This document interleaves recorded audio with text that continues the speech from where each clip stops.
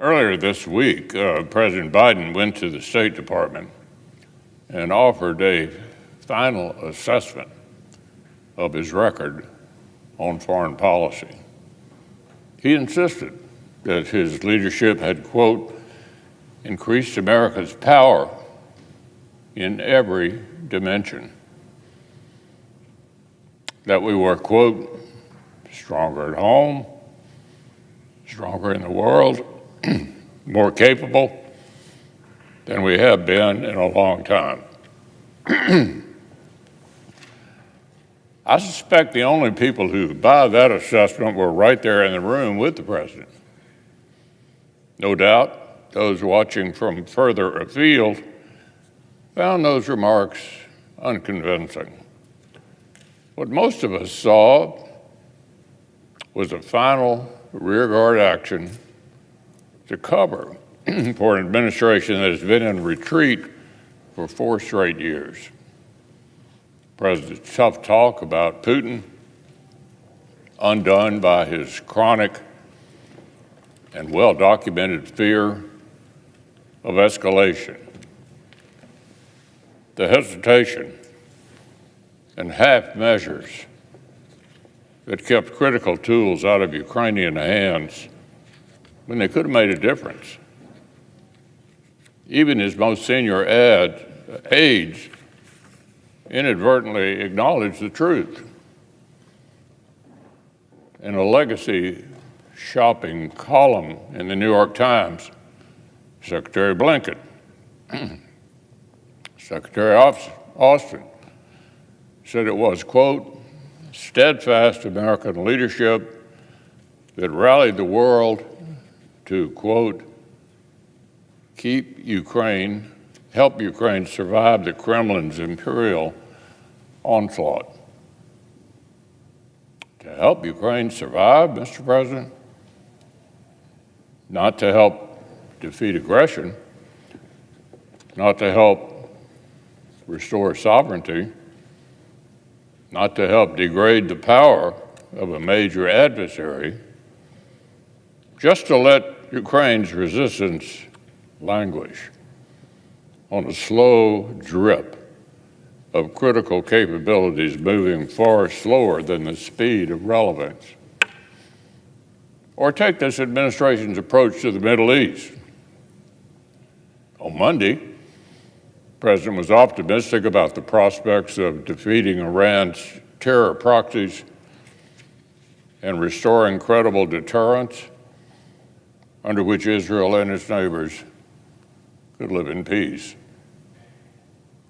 But absent entirely was any recognition that it was Israel, not the United States, that has created this geopolitical opportunity. And no recognition that Israel has done so in spite of the administration's best efforts to restrain a sovereign ally's self-defense. In the 468 days since the horrors of October the 7th, the President's public scolding of a close ally under attack and refusal to check the growing anti-Israel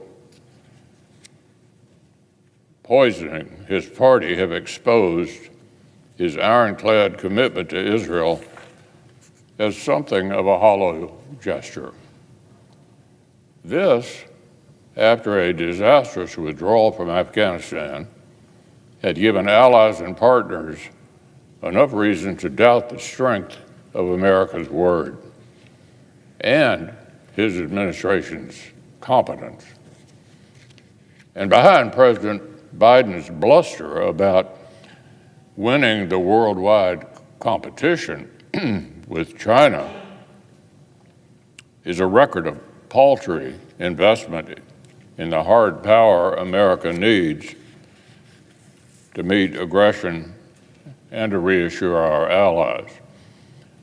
For 4 straight years, he submitted defense budget requests that failed even to keep pace with inflation, let alone the pacing threat of the PRC. While America's primary long-term strategic competitor extended its lead in developing and producing lethal capabilities, the Biden administration focused on climate diplomacy. And its signature climate protectionism peaked avoidable trade fights with allies and partners we need to deter or defeat Chinese aggression. In light of the PRC's headway and closer alignment with other adversaries, America's warfighters are no better equipped today to deter and defeat aggression than we were 4 years ago,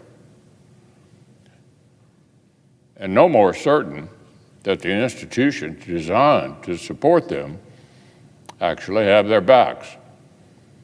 And from Europe to the Middle East to Taiwan Straits, the forces that wish harm to America, to our people, to our values, to our interests, and to our allies have seized an opportunity. On Monday, President Biden's foreign policy will end, and a new commander-in-chief will have to contend with his staggering failures. A new administration will have to clean up the mess their predecessors made of American power and American credibility.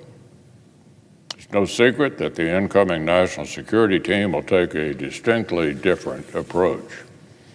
The president-elect has expressed repeatedly his intention to reorient American national security decision-making around a simple guiding principle: peace through strength. And he'd be right to do so. His administration's work must begin with restoring American hard power and bolstering our deterrent.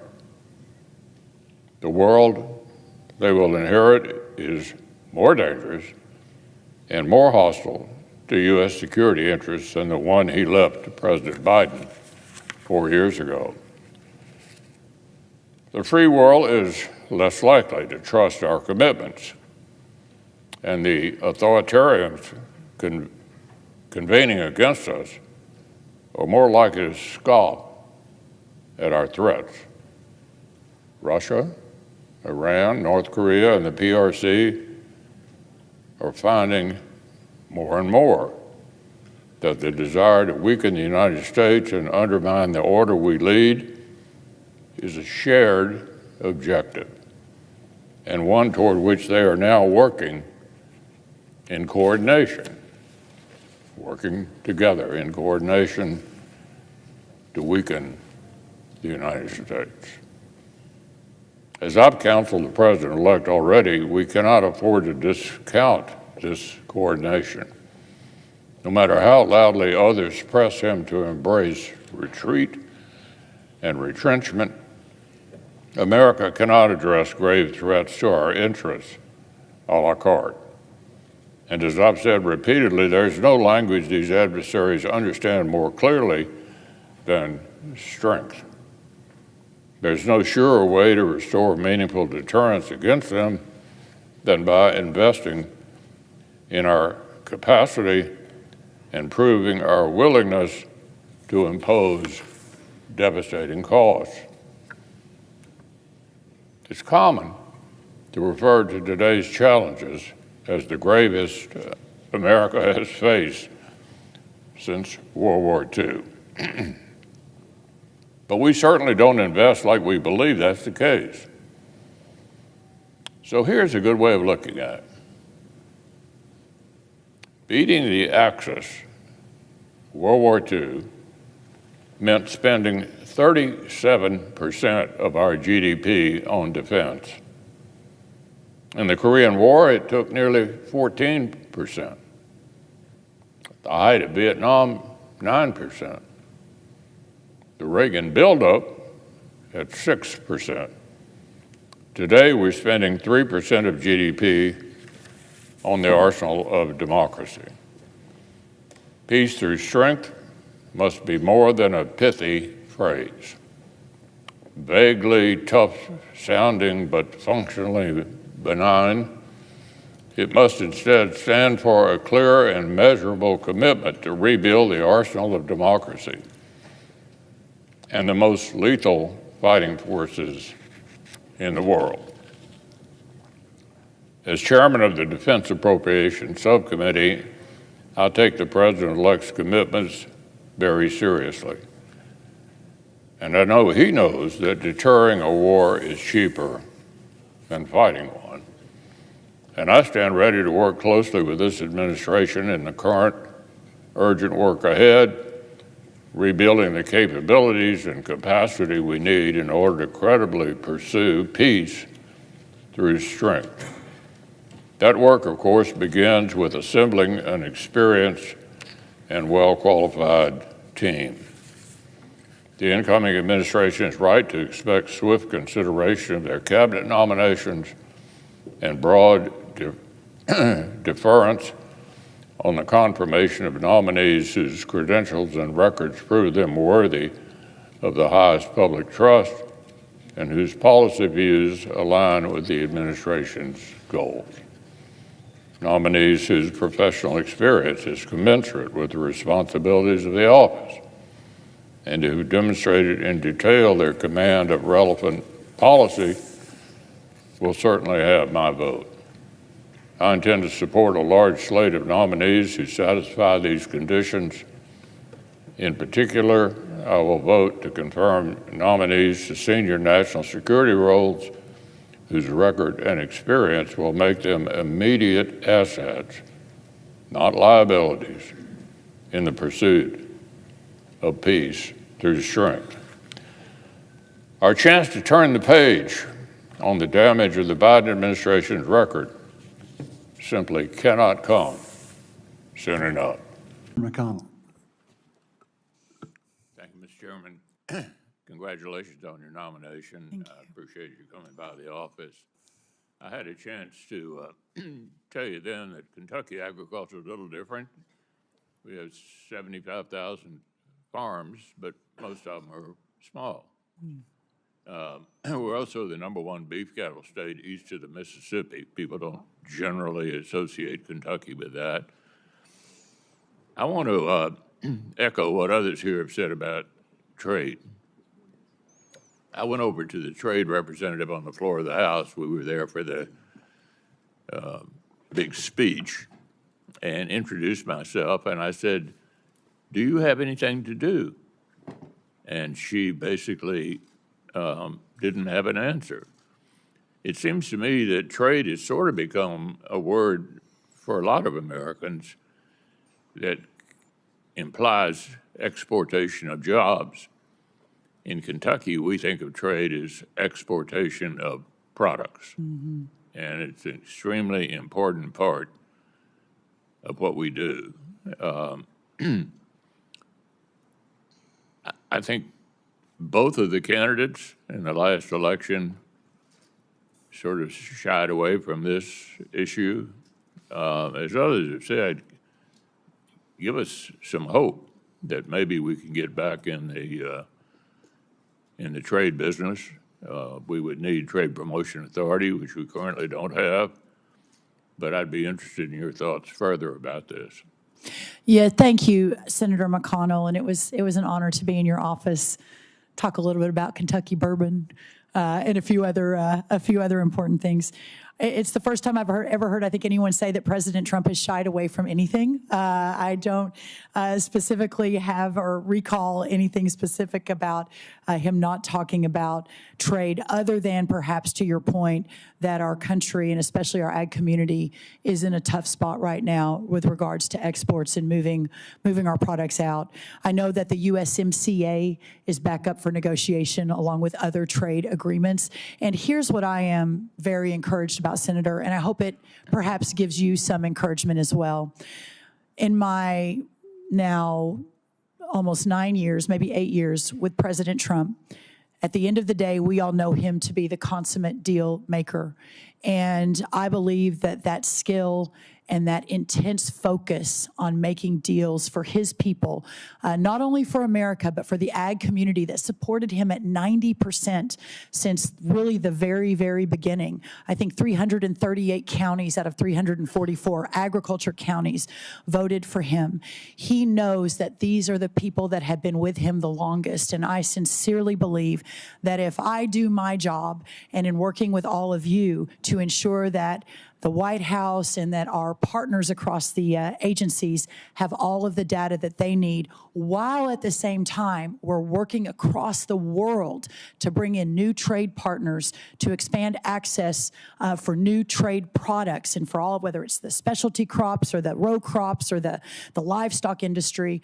I believe, as the president mentioned in his inaugural address, that we're embarking on a golden age, and I also believe this is going to be a very, very big part of that. Okay, I want to shift to something Kentucky specific that we discussed in the office. I want to bring it up again. Back in 2020, through the appropriations process, I managed to allocate $65 million for an agricultural research service lab at the Kentucky College of Agriculture. That was 4 or 5 years ago. Nothing's happened yet. So what did happen? Well, there were a number of different regulatory tripwires that got injected into the process. And in meeting those, trying to meet those regulatory tripwires, slowed everything down, everything down, everything down. I want to see construction begin. The money is there. What can you tell me to give me hope? We did discuss this, and again, another passion of mine that has been mentioned is my love for Texas A&M and the ag school and the research facilities.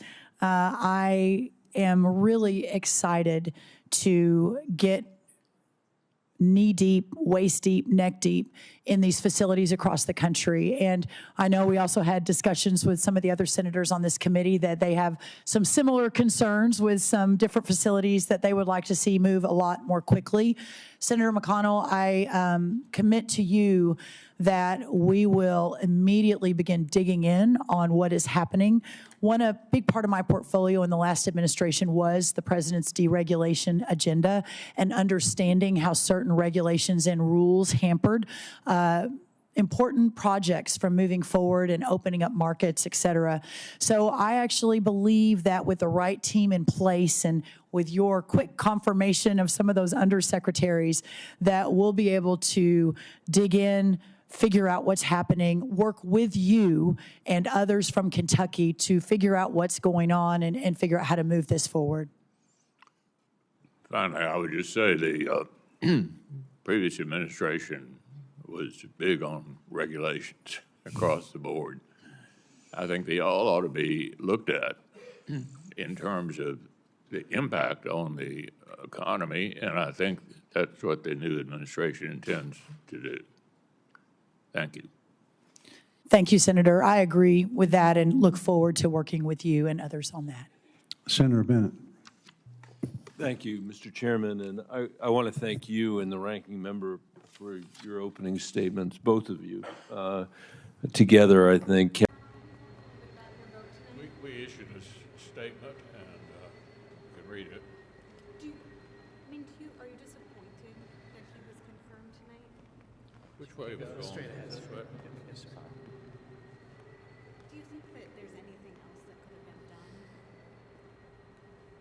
Was this a hard decision to come to, Senator? Did you have any direct conversations with Hegseth today? Thank you,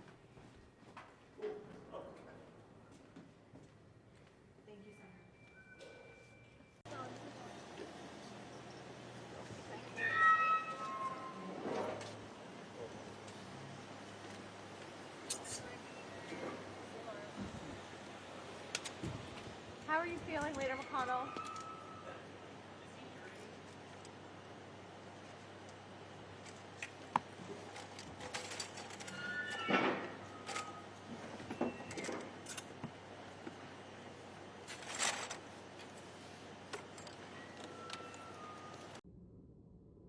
Mr. Hawley, Mr. Hawley.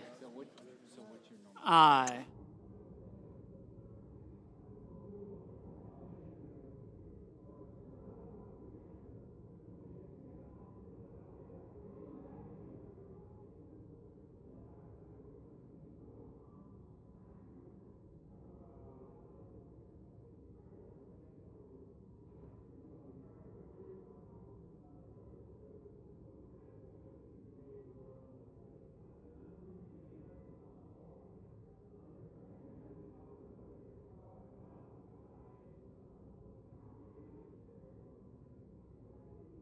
Okay.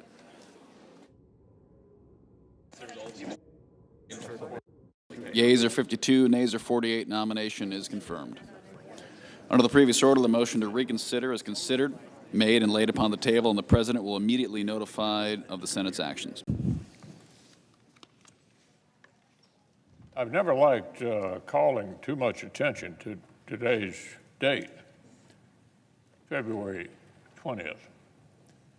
But I figured my birthday would be as good a day as any to share with our colleagues a decision I made last year. During my time in the Senate, I've only really answered to two constituencies: the Republican Conference and the people of Kentucky. Over the years, the first group trusted me to coordinate campaigns, to count votes, to steer committees, to take the majority, and on 9 occasions to lead our conference. Serving as a Republican leader was a rare and, yes, rather specific childhood dream. And just about a year ago, I thanked my colleagues for their confidence, which allowed me to fulfill it. To the distinguished members of this body, I've had the privilege to lead, and I remain deeply, deeply grateful. Today, however, it's appropriate for me to speak about an even deeper allegiance and even longer-standing gratitude. 7 times, my fellow Kentuckians have sent me to the Senate. Every day in between, I've been humbled by the trust they placed in me to do their business right here. Representing our Commonwealth has been the honor of a lifetime. I will not seek this honor an 8th time. My current term in the Senate will be my last. I've been a student of history my entire life. I can't remember the last time I didn't have a stack of biographies or political memoirs on my nightstand. And I know well how tempting it can be to read history with a sense of determinism. Assuming that somehow notorious failures were inevitable, that crowning triumphs were predestined, and in either case, that lives and careers followed orderly paths. This, of course, isn't how things work. And I've never had to look further than my own life to recognize it. I've never lost sight of the fact that without my mother's devoted care, a childhood encounter with polio could have turned out a lot worse. That unless my father had taken a job in the bluegrass state, my interest in politics might have run a course somewhere else. But if it weren't for an 11th hour outside the box idea on the campaign trail, my Senate career would have been over before it began. Or that, if not for the people of Kentucky, time and again, agreeing that leadership delivers and electing me to send back here, it would have been someone else from somewhere else taking that seat at the table where I've had a chance to work, strategize, fight, and win. I grew up reading about the greatness of Henry Clay, but there were times when the prospect of etching my name into his desk in this chamber felt like more of a long shot than making it to the major leagues. I got a front row seat to the greatness of Senator John Sherman Cooper of Kentucky as a summer intern in his office.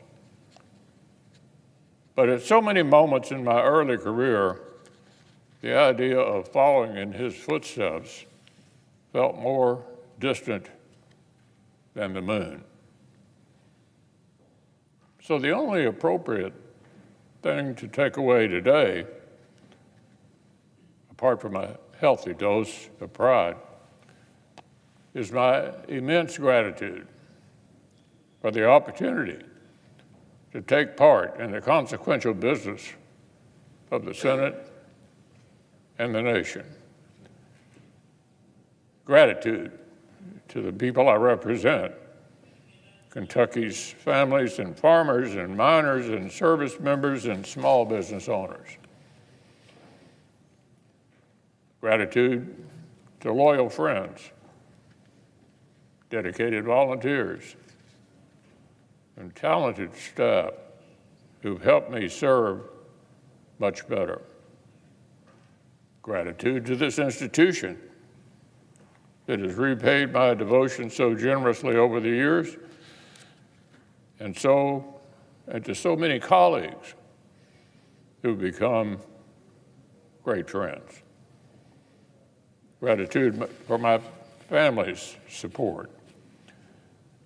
And in particular, my ultimate teammate and confidant of the last 32 years. Elaine's leadership and wise counsel, in their own right, have made her the most seasoned cabinet official in modern history. On top of all that, her devotion to me and to Kentucky is a lot more than I deserve. When I arrived at this chamber, I wasn't coming with a governor's statewide executive experience or a House member's appreciation for Washington dynamics. I knew my hometown of Louisville, and I'd spent the previous few years working hard to learn what mattered to folks all across the rest of the Commonwealth. And yet, within weeks of swearing the oath, sure enough, I was here on the floor talking with colleagues from other far-flung corners of the country, discussing solutions to a farm income crisis and infrastructure challenge that affected different states in the same way. I learned quickly that delivering for Kentucky meant finding the ways the Commonwealth's challenges were actually tied to national debates.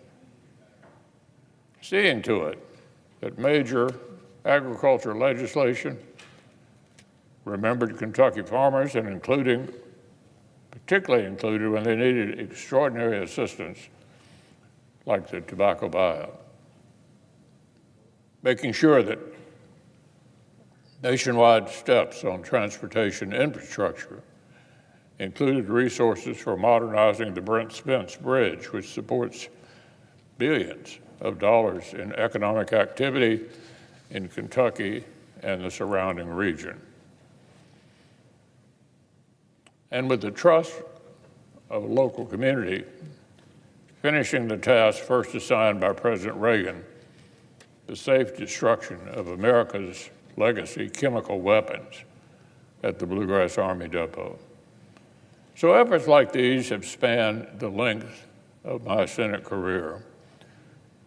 And I've been humbled each and every opportunity to help Kentucky punch above its weight. Of course, the Senate has to grapple with foundational questions that reach even more broadly across American life and either further into posterity. We're trusted on behalf of the American people to participate in the appointment of the federal judiciary, to be the final check on the assembly of power in the courts beyond the reach of representative politics, and to ensure that the men and women who preside over them profess authentic devotion to the rule of law above all else. When members of this body ignore, discount, or pervert this fundamental duty, they do so not just at the peril of the Senate, but of the whole nation. The weight of our power to advise and consent has never been lost on me, and I've been honored to perform my role in confirming judges who understand their role. On this floor, there is no place to hide from the obligations of Article 1, the Senate's unique relationship with Article 3, or our role in equipping the powers of Article 2. Here, every debate over agriculture or infrastructure or education or taxes is downstream of the obligations of national security. Every question of policy here at home is contingent on our duty to provide for the common defense. One of the first times I spoke at length on this floor as a freshman, I was compelled to join the debate over strengthening the deterrence of America's nuclear triad. Whether to expand the U.S. military's hard target nuclear capability was an interesting question to pose to someone whose most recent job had been running a county government.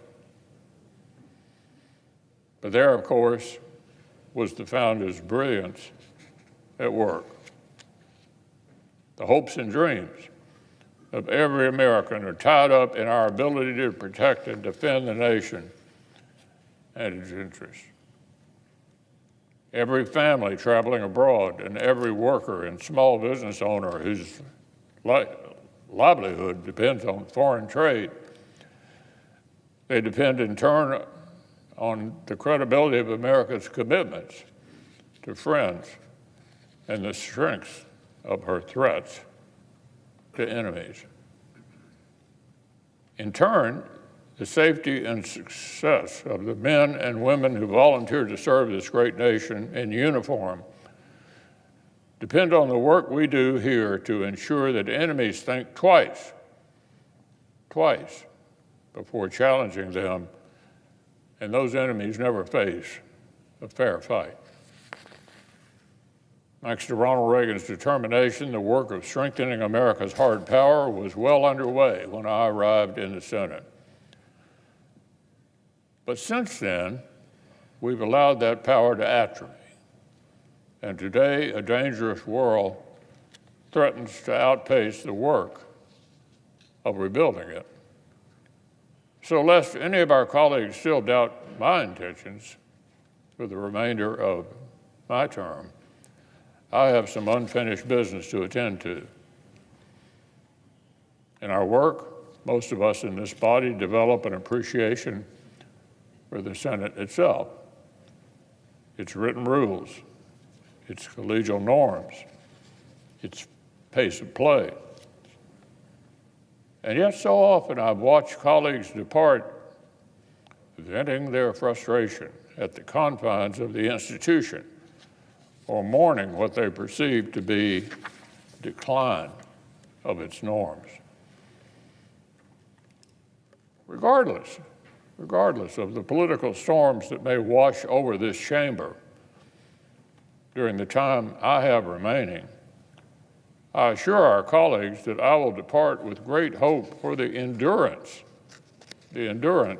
of the Senate as an institution. There are any number of reasons for pessimism, but the strength of the Senate is not one of them. This chamber is still the haven where the political minority can require debate. It's still the crucible in which jurists are tested for their fidelity to upholding the Constitution and laws as they were written. The Senate is still equipped for work of great consequence. And to the disappointment of my critics, I'm still here on the job. I yield the floor. Mr. President. My views on America's interest in Ukraine are well known. I spent the better part of the last 3 years here on this floor pointing out the glaring connections between European security and the security of America's interests all across the globe. Core national security interests that determine our prosperity. Ukraine's victory and stability in Europe is squarely in the interest of the United States, our interest. Europe is our largest trading partner. Russia is a thuggish autocracy with an economy smaller than Italy's. The Russian economy is smaller than Italy's. There is simply no equivalence. There's no grand realignment opportunity that's gone unnoticed. So let me start with this. The most harmful positive outcome of Russia's invasion of Ukraine for U.S. interest would be this headline: Russia wins, America loses. Russia wins, America loses. We can't let that be how this ends. But look at where we are right now.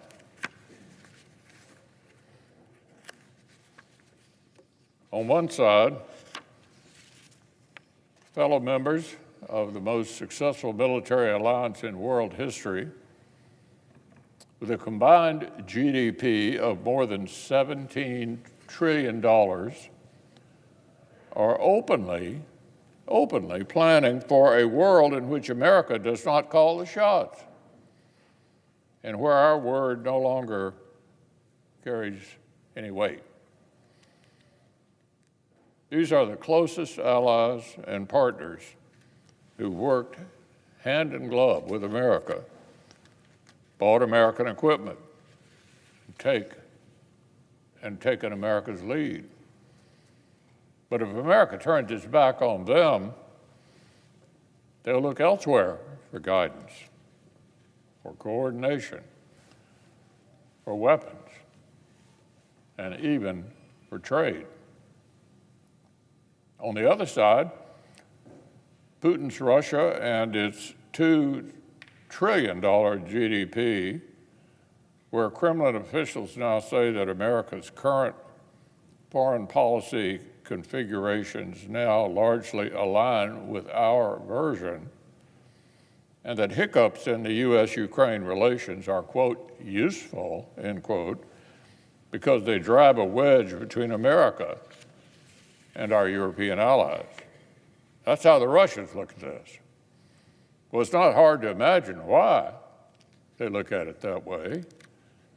Freezing lethal assistance and intelligence support to Ukraine make Russia's job a lot easier. It was easier to hit Ukraine's defenders along with its schools, hospitals, and nurseries. And after 3 years of immense progress toward a stronger and more capable transatlantic alliance, with greater commitments to burden sharing and European leadership, the West that had resolved to check Putin's neo-Soviet ambitions is now in danger of being consumed by internal recrimination. What welcome news for an autocrat whose grip on power depends on the endurance of a wartime economy. The will to force Putin to make serious concessions in the interest of lasting peace is fragmented. And too many on this side of the Atlantic seem to believe foolishly, oh, his appetite will be satisfied in eastern Ukraine. His appetite will be satisfied in eastern Ukraine. This is the same mistake made by the architects of Minsk I and Minsk II agreements. Circumstances are not crying out for a Minsk III. Somehow, this doesn't sound like the makings of a successful deal for America. Somehow, these don't seem like the conditions for advancing America's interest in Europe, European peace and security, let alone pretending to mediate a dispute between equals. Russia wins, America loses. It's not too late to avoid that outcome, but it'll require that America and our allies operate from the same set of facts. So let's talk about actual facts. First, the dollars and cents. America's total Ukraine-related spending comes in at $175 billion. Not $350 billion, but half that much. 11 European countries have allocated more Ukraine-related spending than the United States. In real terms, total European aid is twice U.S. spending.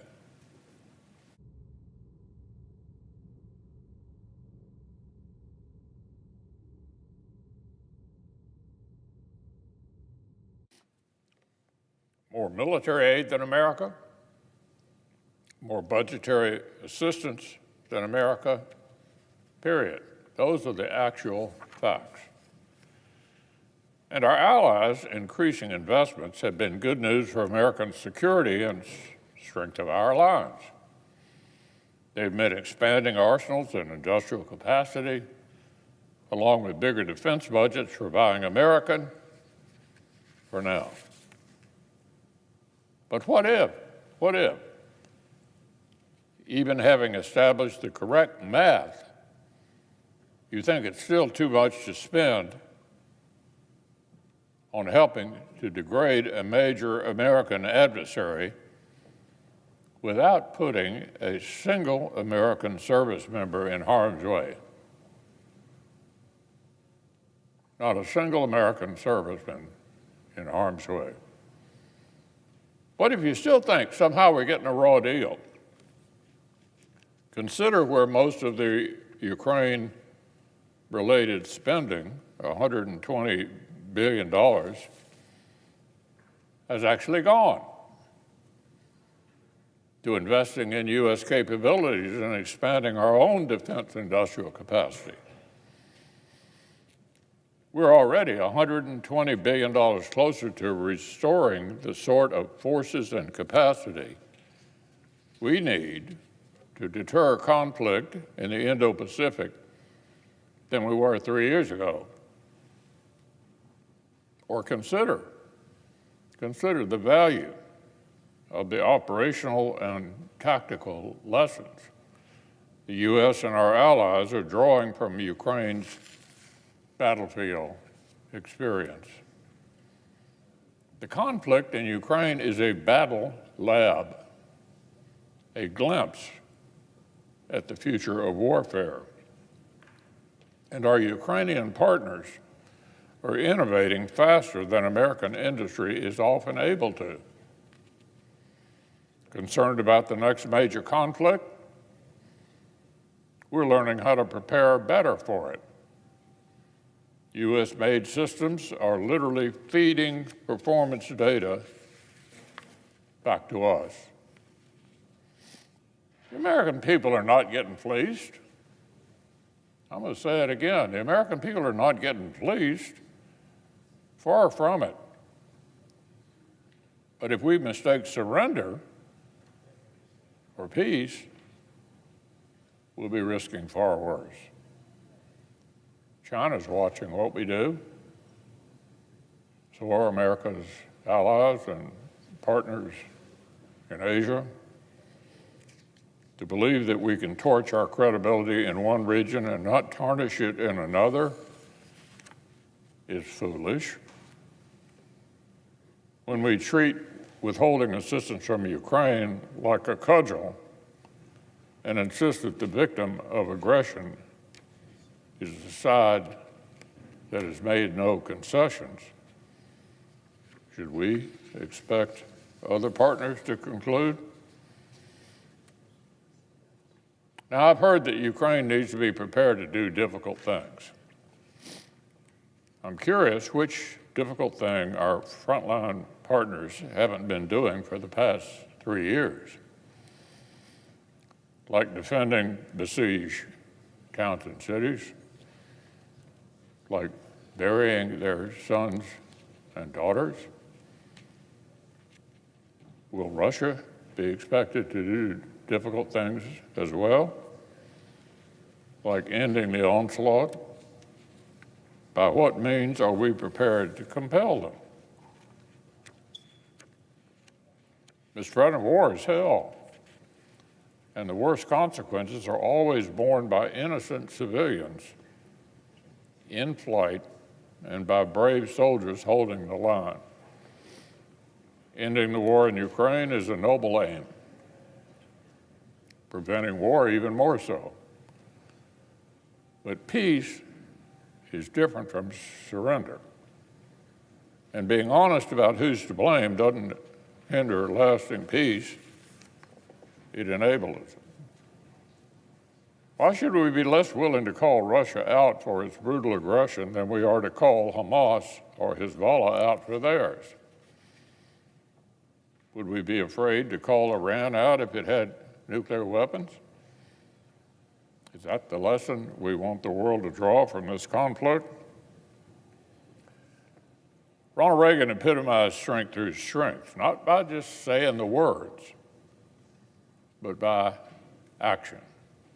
He called the Soviet Union an evil empire at the same time as he dealt productively with Gorbachev. In July of 1983, he spoke to the people of the captive nations of the Soviet Union and communist regimes. Here's what he had to say.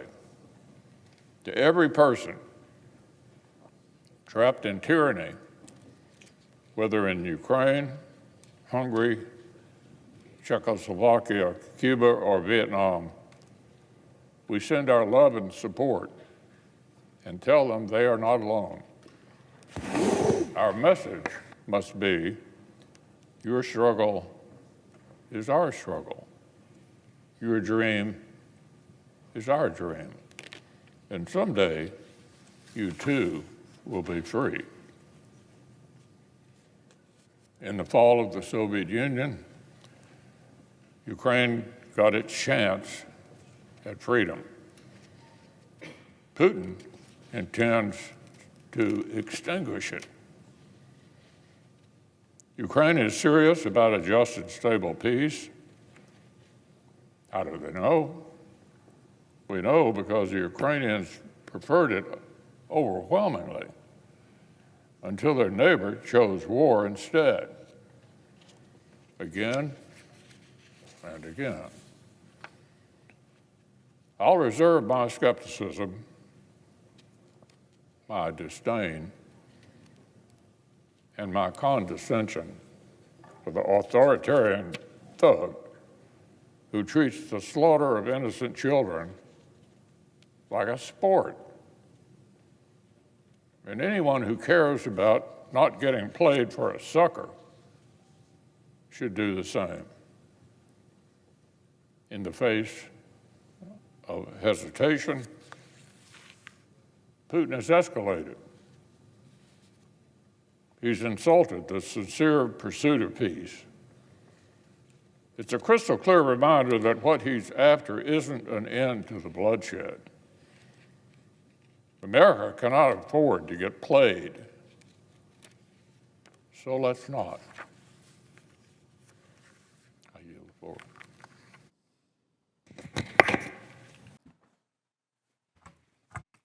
Thank you, Mr. Chairman.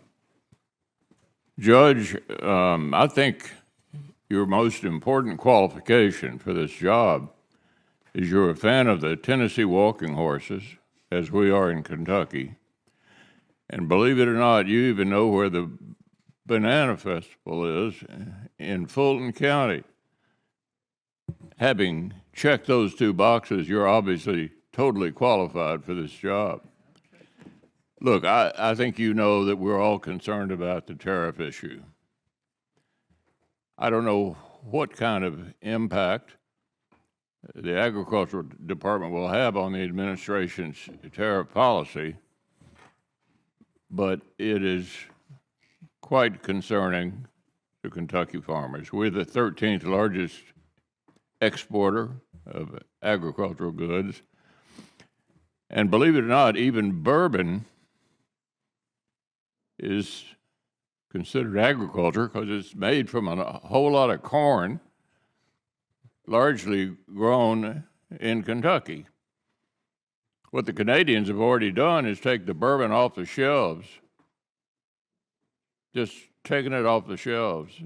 And that was the first blow that they landed on us.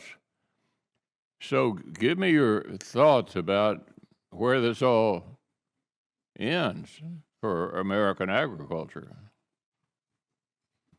Well, Senator, I appreciate your commentary, and I hope I can see you at a future Tennessee Walking Horse National Celebration or Banana Festival in the years to come.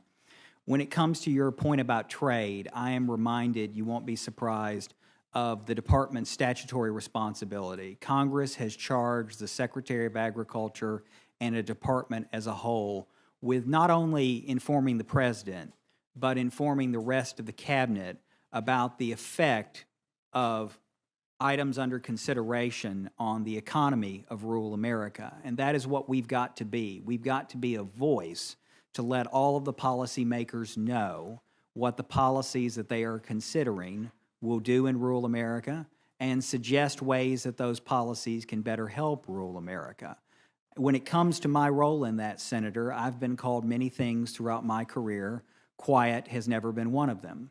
So you can rest assured that I will be a voice within the administration, letting them know where there are opportunities that they can do more for rural America and America's farmers.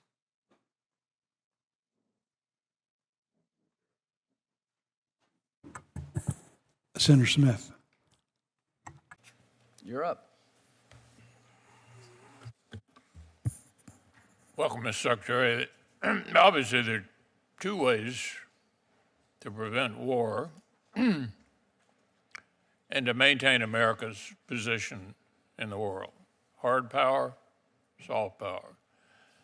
Over my years here, the people that have spoken mostly about the importance of soft power have been generals who know the cost of war.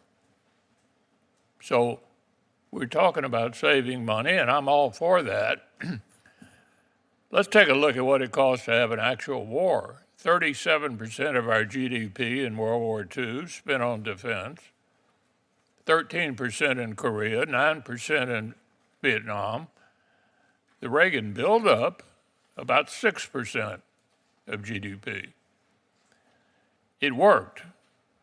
They didn't want to mess with us because they knew how strong we were going to be. And an equal partner, much less costly, is the soft power side.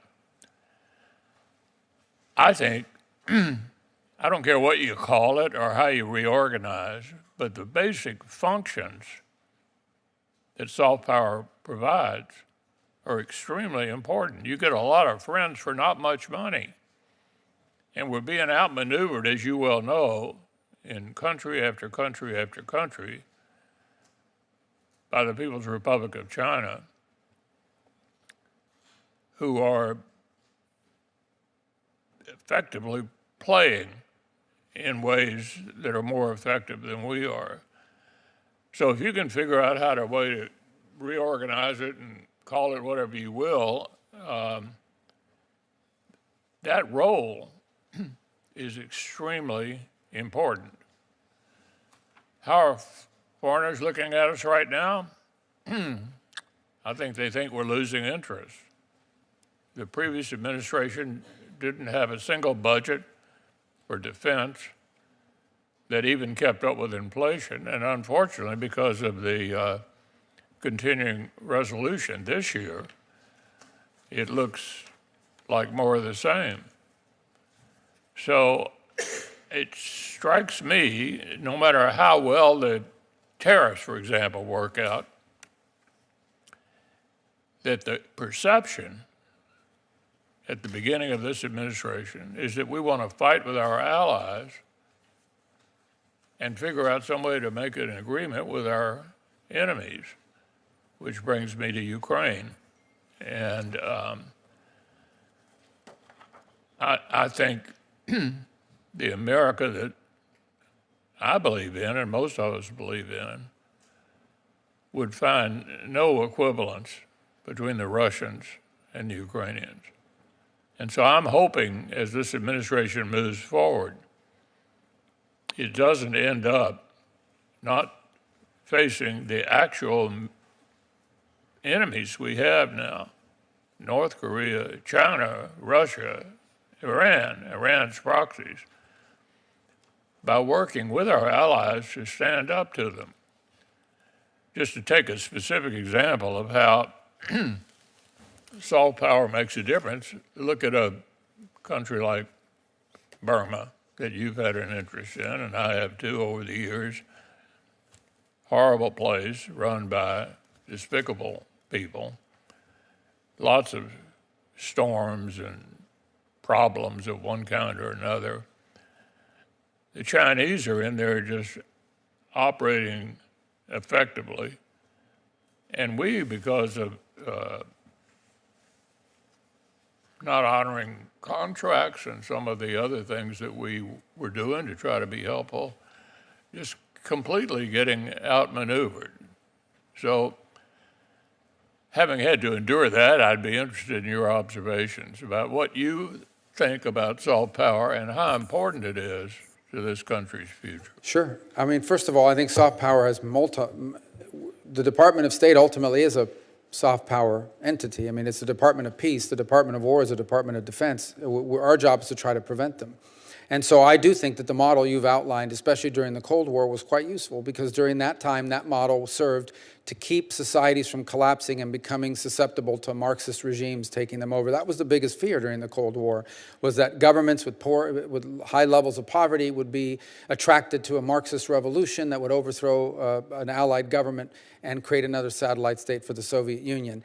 We live in a different world today. The threats look different. In some cases, fragility is still a factor, but it is largely a factor that will lead to either a costly humanitarian crisis and in some cases operating in safe haven spaces for radical jihadists to threaten us here at home.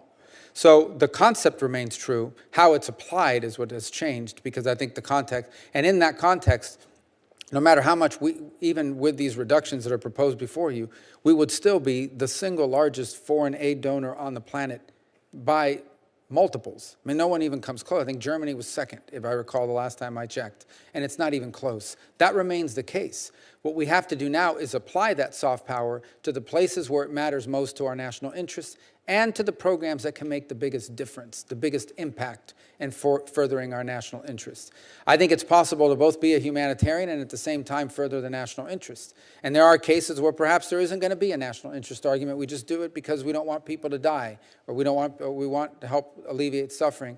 The case of Burma is an example. It wasn't just a reduction in aid because we had teams on the ground. It was actual local authorities that prevented us from getting involved or allowing certain aid to be distributed because they were in the middle of their own conflicts internally in the midst of it. So some of these environments where we're trying to deliver aid are quite challenging. Even if we provide the money, we struggle to get it to the recipients because of some local impediment on the ground that could include, for example, in the case of Haiti, armed gangs that will hijack humanitarian shipments and steal them. Just steal them as soon as they come into the country. So it's not that we care less about Haiti, but I certainly don't think foreign aid should be going into the hands of a Haitian gang and being stolen from the people that we're intending to benefit. Is not a welcome place for demonstrations, and anybody who tries to disturb the proceeding is going to be echoed out. Secretary Hegseth, General Kane, Ms. McDonald, we're glad to have you here. There's no doubt that the global threat demands from us an uncompromisingly lethal force. And your efforts over recent months to renew the department's focus on lethality and your attention to the concerns of service members at the tip of the spear are worthwhile and appreciated. Of course, sustaining this shift requires a clear strategy and adequate investments in capabilities. So we're looking forward to hearing in detail what exactly the Office of Management and Budget is requesting on behalf of the Department of Defense for this coming fiscal year, and whether this budget flows from a strategy or instead defines and limits the strategy. This hearing will be the first public demonstration of what we hope to be a productive relationship between the subcommittee and the department. In the past, the relationship has functioned best when it's based on timely and forthcoming communication. Last year, details from the department and the services about their growing requirements actually did inform the subcommittee's efforts to mark up a bill to provide the military with $18.8 billion in resources above President Biden's last request. Unfortunately, we all know that didn't become law. Regrettably, the CR we're under right now has another missed opportunity that compounded the constraints facing the department. On this subcommittee, you'll find plenty of support for the department's efforts, for example, to improve air and missile defense systems, grow the pipeline for unmanned technologies, modernize our nuclear triad, and expand shipbuilding capacity. But lumping reconciliation spending in with full-year appropriations risks conflating different objectives. Chairman Wicker and his South House counterpart have pointed out already that even an important one-time investment in military modernization is not a substitute for steady growth in the annual budget top line.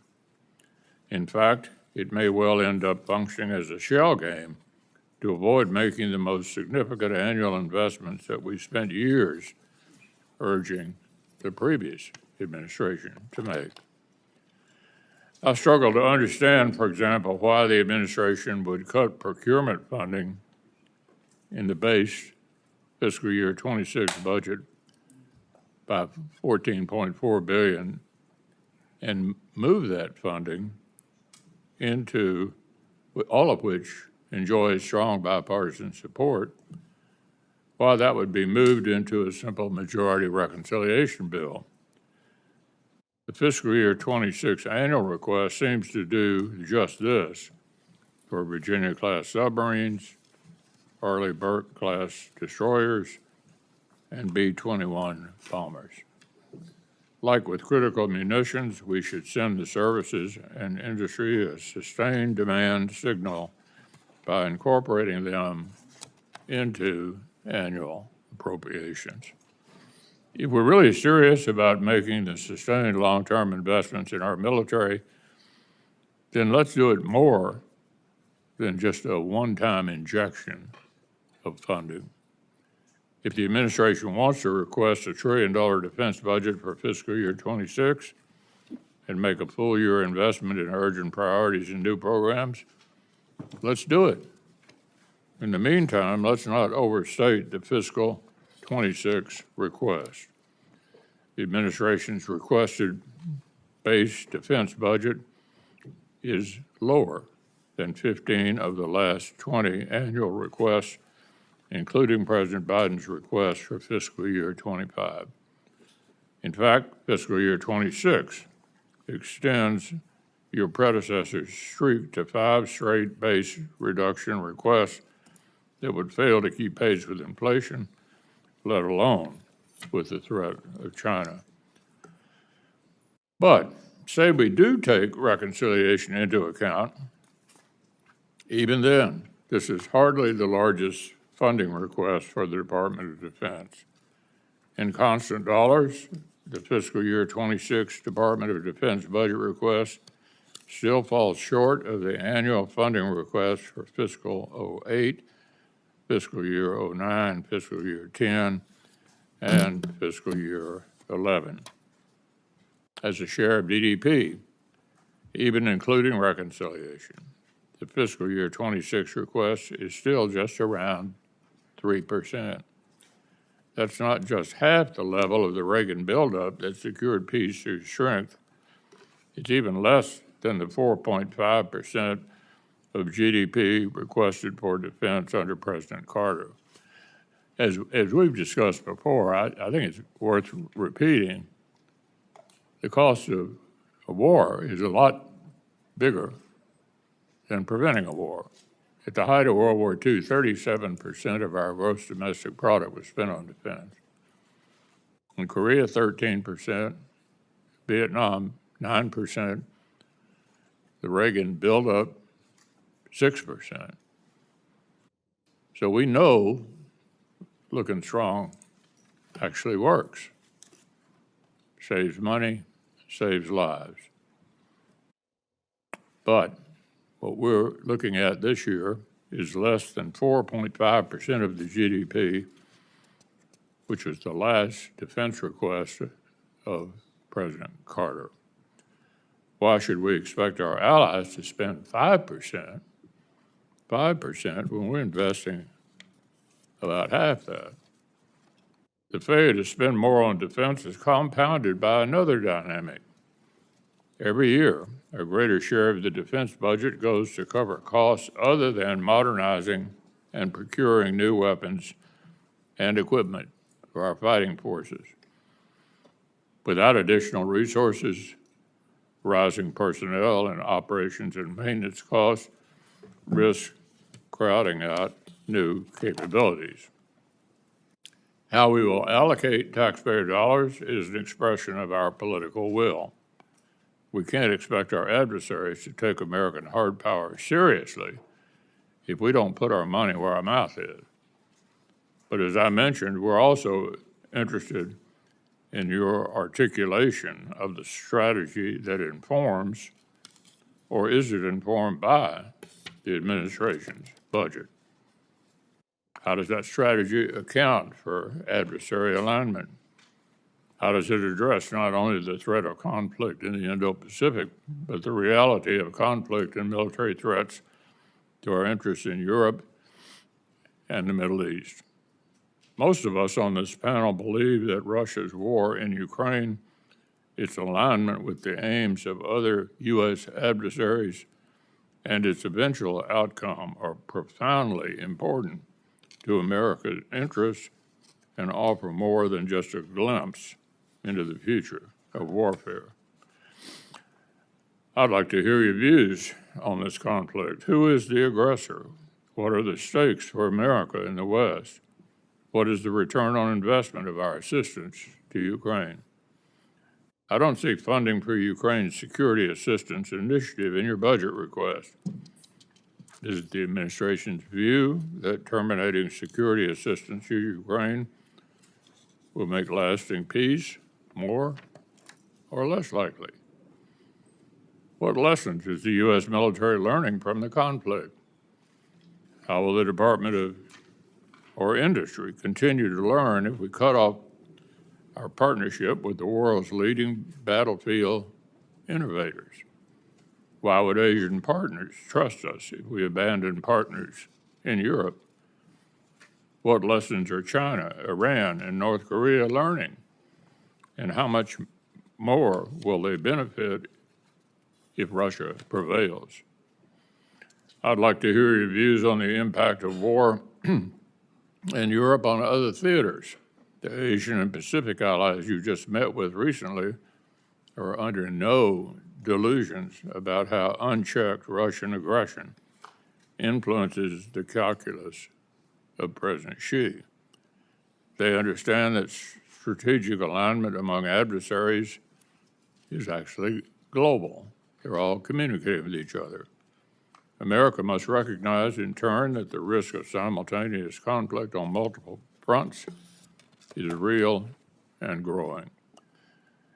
Your Undersecretary for Policy acknowledged this reality in his confirmation hearing this spring.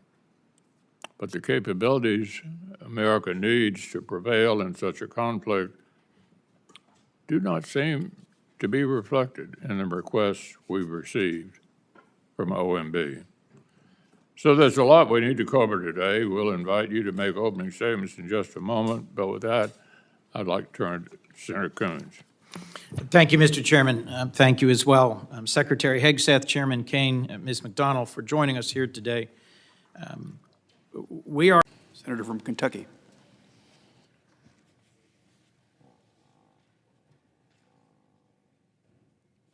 When Iran's proxies launched a full-scale war on Israel October 7th, 2023, President Biden pledged an unwavering commitment to Israel's security. That was the right message in the moment, but as I warned publicly at the time, Israel needed more than just rhetorical solidarity. Like Ukraine, Israel needed precious time, space to maneuver, and material support to defeat a shared enemy. And yet, as in Ukraine, America's commitment has indeed wavered.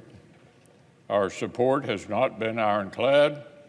Instead, under the previous administration, American support was delayed, restricted, and paired with attempts to micromanage Israel's operations and even interfere with Israeli politics. And at every turn, the progressive left and isolationist right hyperventilated about the specter of so-called forever war. Fortunately, Israel held its ground. Israelis certainly weren't enthused about a ground war in Gaza. Their leaders knew that war would be difficult, but they knew it was unavoidable so long as Hamas terrorists still refused to release the hostages. They also knew lasting security meant changing Iran's calculus, not just responding to attacks from proxies. So Israel decided to turn Iran's terrorist assets into liabilities. Despite the pearl clutching here in Washington, our allies simultaneously decapitated Hezbollah and crippled Hamas. Their bold operations created a new opportunity for Lebanon to claw back its sovereignty from a terrorist state within a state. Meanwhile, the collapse of the brutal Assad regime in Syria brought down a Russian vassal in Iran's favorite corridor of weapons and terrorist finance. These are the circumstances President Trump inherited. What to do with them has been the subject of quite some debate. Some of his advisors and supporters came with Obama-Biden era talking points, ready to urge him to continue his predecessor's policy of constraining Israel.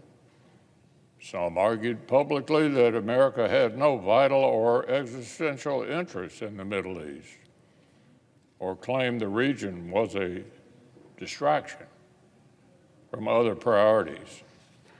They warned of forever war. Some seemed to push for nuclear negotiations with parameters eerily similar to the nuclear deal the president withdrew from his first term. They even proposed Iran could keep enriching uranium until the president correctly quashed that idea.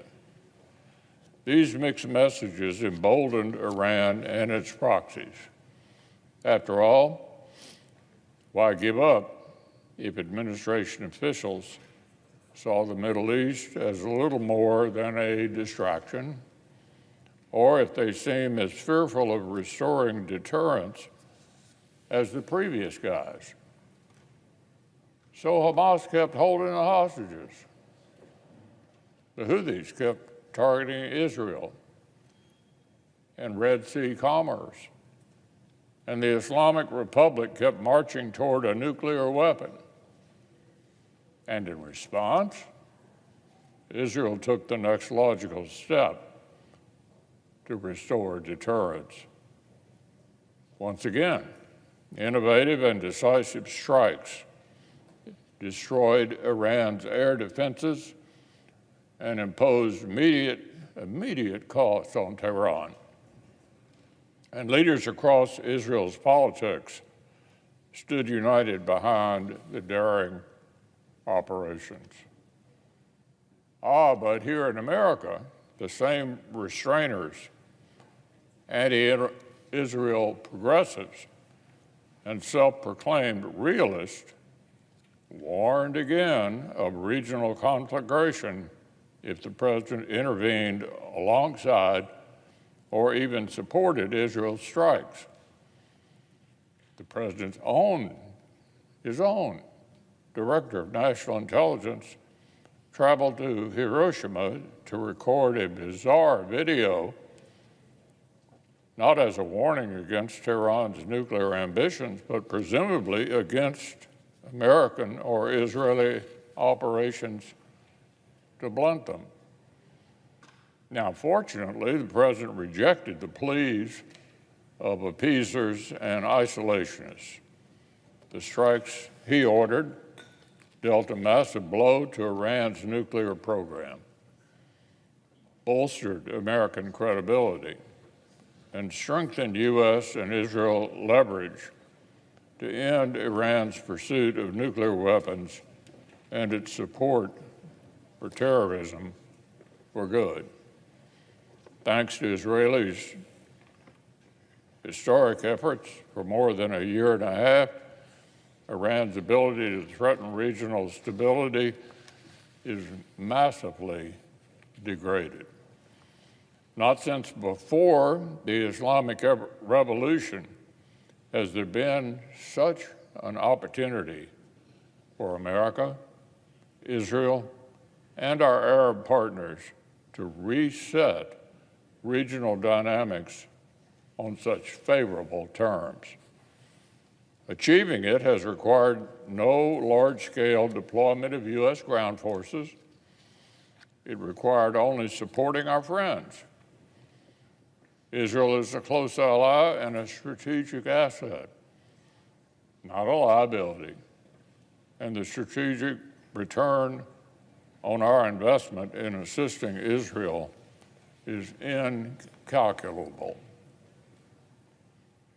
Standing with our Israeli friends offers a powerful lesson about American leadership, the value of alliances and partnerships, and the real nature of peace through strength. And this lesson extends far, far beyond the Middle East. If America refuses to apply it elsewhere, like Ukraine, we do so at grave risk to our own interests. But that's exactly what some in Washington seem to be doing. Congress recently learned that a senior DOD official conducted a review of DOD's security assistance efforts and, listen to this, concluded that the Ukraine Security Assistance Initiative, among other programs, was wasteful. Wasteful. This is a Republican administration panning a program created by the Republican Congress in 2015 to counter President Obama's toothless response to Russia's initial invasion of Ukraine. I'd like to see the analysis behind the administration's decision to zero out USAI in its fiscal 26 request. I'd like to hear them try to explain away the massive return on investment of America's security assistance to Ukraine and the previous lessons we've learned from our Ukrainian partners. Secretary of the Army has rightly called Ukraine, listen to this, the Silicon Valley of warfare. Do his colleagues at the Pentagon think this assessment is wrong, or do they just not think access to cutting-edge modern combat is valuable? Well, here's the truth.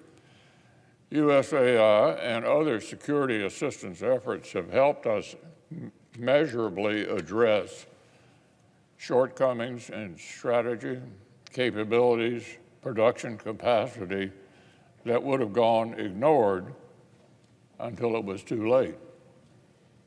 It's an inconvenient reality for isolationists and restrainers, but for a tiny percent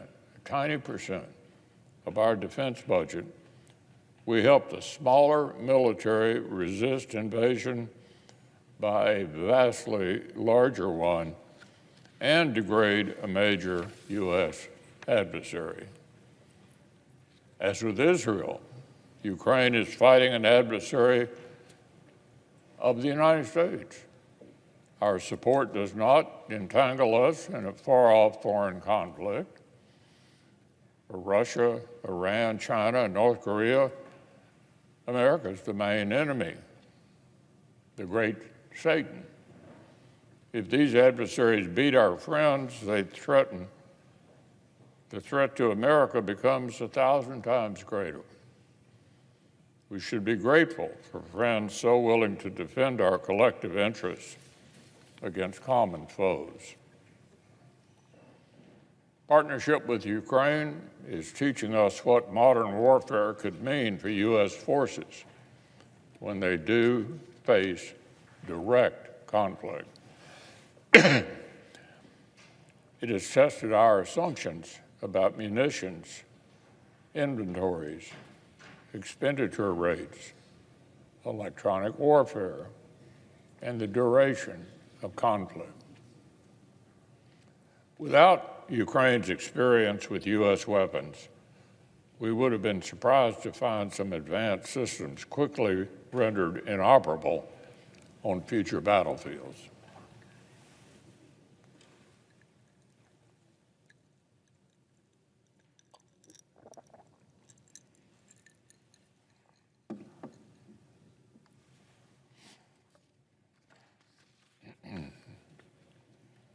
The money we invest in USAI on weapons for Ukraine expands our own production capacity in the process and will improve the quality of our own munitions.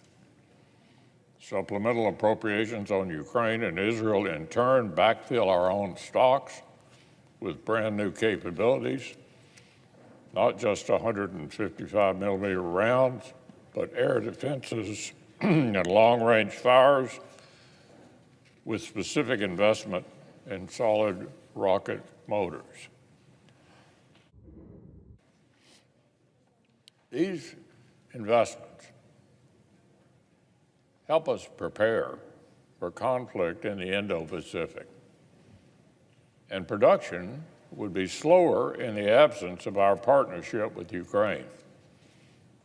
Not doing more to address our growing defense needs isn't a failure of oversight, it's a failure of political will.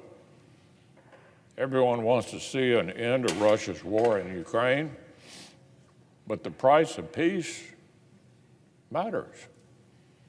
If we want enduring stability in Europe, we can't fall for an illusory peace. We should know enough history not to dismiss this as merely a quarrel in a faraway country between two people of whom we know nothing. It is a major war of conquest in Europe, the most significant since the days of Nazi Germany. And allies and adversaries half a world away are watching it closely for clues about America's resolve. Certainly, Europe's deepening commitments to collective defense will make real peace more enforceable. The President's insistence has driven much of this progress. Putin's brutality has reinforced it. Since 2022, our European NATO allies have made historic investments in defense, often buying from us. And many are preparing to make even larger commitments at this week's NATO summit. All of that's good news, but we can't expect allies to continue signing up for 3.5 and 5% commitments if America insists on falling further behind. Likewise, we can't expect Putin to end his aggression if he thinks America's abandonment of Ukraine is just a matter of time. And we can't expect anyone to take America's threats and commitments seriously if we're content to let our own strength atrophy. A base budget request that cuts defense spending in real terms doesn't show Moscow we're serious, let alone Beijing. Leading from behind would be bad enough, but this is just plain falling behind. The strongest deterrence is denying an adversary's objectives through military means. Israel is restoring the deterrence in the Middle East. Ukraine is achieving it by holding its own against Russia, but it needs help. Recently, I've asked administration officials simple questions like, who is the aggressor in the conflict? The answer's pretty obvious. But a second, equally simple question seems to actually trip them up. Who do we want to win? Who do we want to win? The President made the right call to stand with Israel I hope he'll also decide to stand with Ukraine, prevent Russian victory, and start reversing a dangerous downward trend in our own defense budgets. I hope he'll recognize Russia's attempt to tap him along for what it is. Putin is getting mixed messages from us. He thinks he has time. He believes the West is weak and divided. But the president, at very little cost, can shatter that illusion. It's time to impose sanctions, raise the price of Russia's aggression, redouble security assistance to Ukraine, and drive the Kremlin to seek peace. It's time for deterrence through denial. There's no surer path to a just and enduring peace. No better way to demonstrate that peace through strength actually means something. No clearer sign to allies and adversaries watching closely from the Western Hemisphere to the Indo-Pacific that America still has the will to lead. Thank you, Senator Collins. I'll start by associating myself with the comments that she made about the importance of American soft power. Interestingly enough, over my years in the Senate, the biggest supporters of soft power I've run into have been the military, generals, who are fully aware of how much more costly it is to have a war than to prevent one.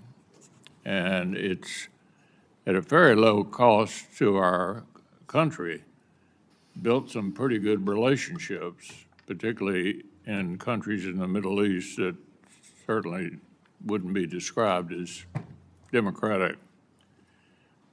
Reforming the way we invest in peace and stability is certainly worthwhile. And there's plenty of absolute nonsense masquerading as American aid that shouldn't receive another bit of taxpayer funding. But the administration's attempt to root it out has been unnecessarily chaotic. In critical corners of the globe, instead of creating efficiencies, you've created vacuums for adversaries like China to fill. Responsible investments in soft power prevent conflict, preserve American influence, and save countless of lives at the same time. So if we're concerned about spending, and we should be, it's important to remember what wars cost.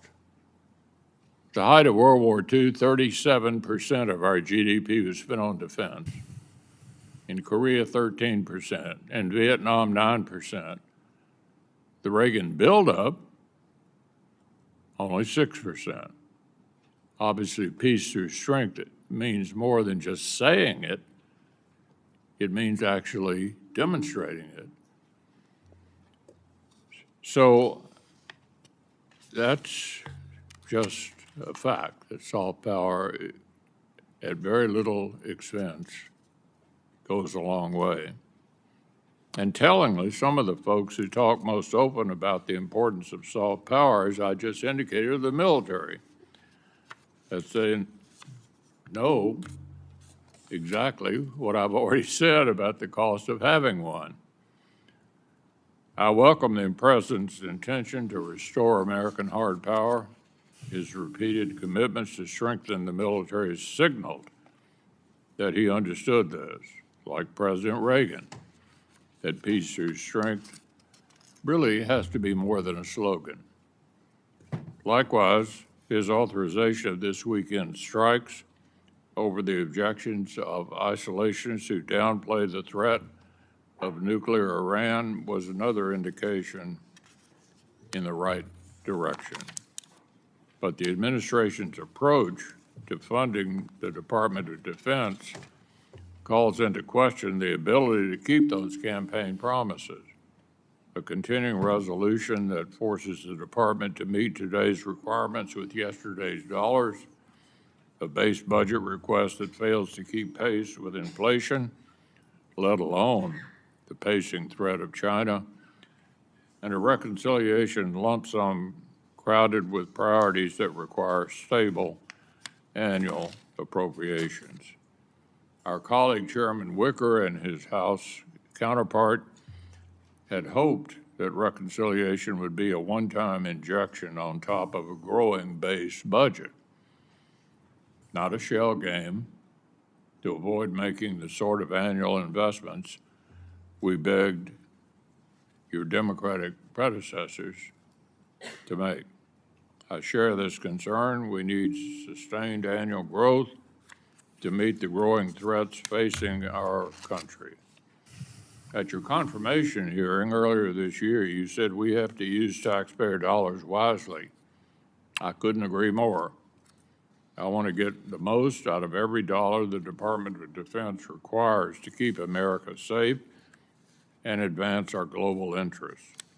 By providing for the common defense is our most fundamental obligation. Dividing funding for major existing bipartisan priorities between base budget and reconciliation isn't just counterintuitive, it's actually counterproductive. And asking Congress to fund a budget that defines our strategy rather than using strategy to define the budget is dangerous. So let me understand a few things. Why haven't we received the administration's analysis of the future year impacts of major reconciliation in investments like Golden Dome? How do you propose to pay for them without significant increases in future base budgets? Why has the administration taken programs with broad and long-standing bipartisan support, like the Virginia-class submarines, and put them in a partisan reconciliation bill? Finally, do you even believe we need sustained growth above inflation in our defense budget?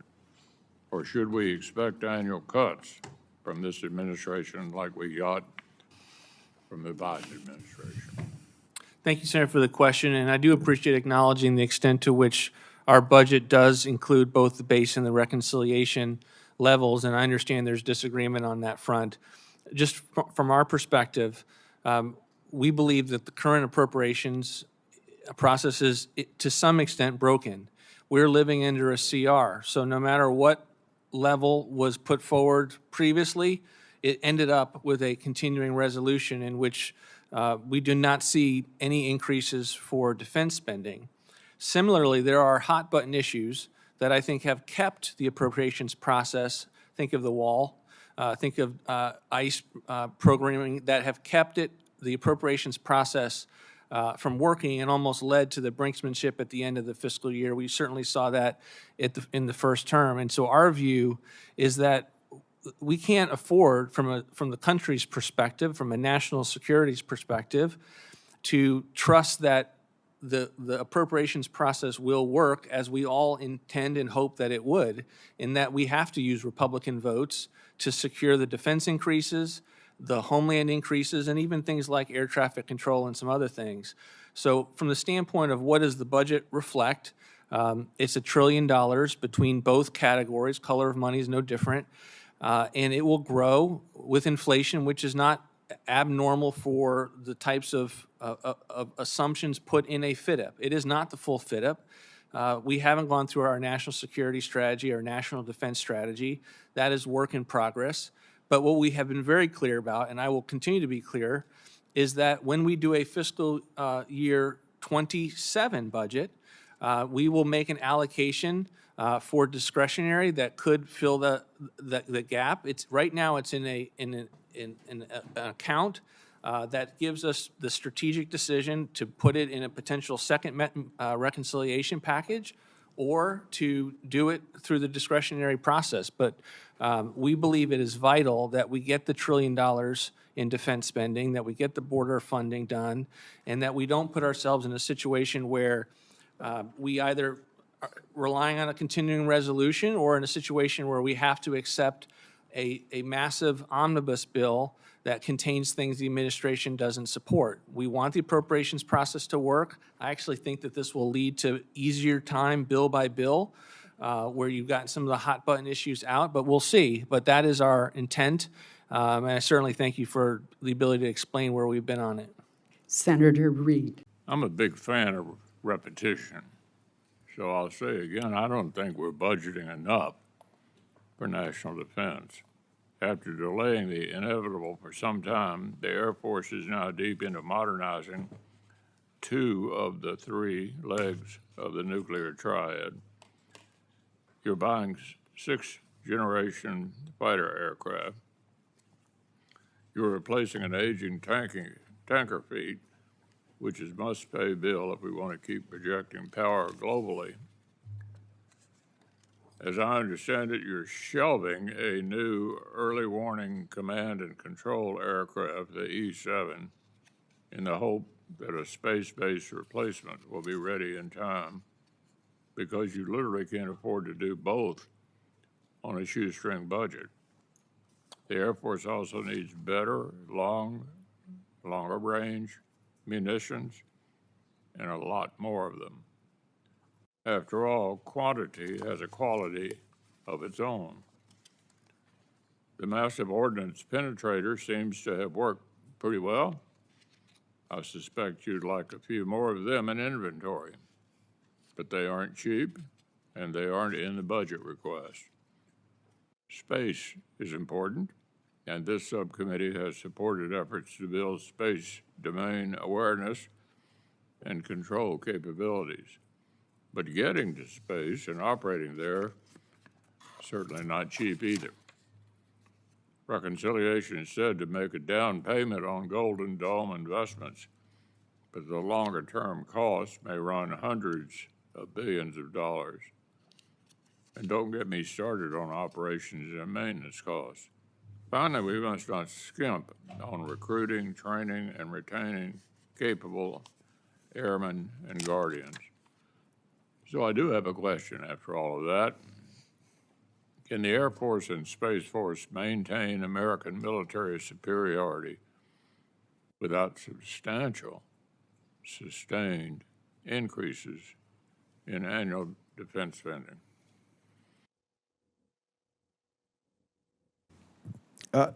Senator, Mr. Chairman, I think when I came into the position, although I've been around the Air Force a long time, one of the things that surprised me was the level of modernization going on in pretty much every mission area, as you were pointing out. I think to be able to maintain that as well as maintain readiness, I hesitate to use the term, but the one budget, two bill, the total request from the Department of the Air Force perspective, we will need comparable top line going forward to do everything that we're being asked to do right now. Senator, I would clearly agree with Secretary of the Air Force that the new missions that are being asked of the Space Force to contest the domain of space, which has become a new warfighting domain, is going to require a new level of resources. And that means we are going to need more in order to accomplish the missions that we've been given. Mr. Chairman, I also align with the Secretary's comments. I would say that the challenge for the Air Force is quite a bit different from the Space Force in that we are also having a small and an aging force that we're still using very heavily. So it's the challenge of maintaining the readiness there as well as going on to the modernization. So the Secretary's point about whatever happens this year, if we get increased top line, to sustain that top line, to ensure we have a reliable, predictable modernization path, I think will be important. Well, we've had the Secretary, the Army, and the Navy up here recently, and I'm still confused about reconciliation. It was supposed to be an additive to make a one-time investment in capabilities or infrastructure for which we wouldn't otherwise be making annual appropriations. And yet I see B-21 bombers, the Sentinel ICBM, and nuclear-armed cruise missiles making their way into reconciliation. The administration even split the procurement and R&D funding from B-21s between the base and reconciliation. So can you explain in layman's terms to me, because my staff cannot, it looks like a shell game. Why are you not buying these capabilities in base? How much of what is in the reconciliation will have future annual appropriations costs in 27 and beyond? What happens if reconciliation doesn't pass?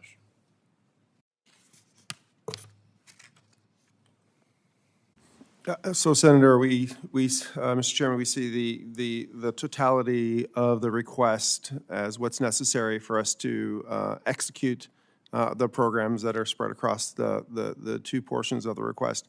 But yes, it's critical to get access to the resources captured in both bills, or both requests.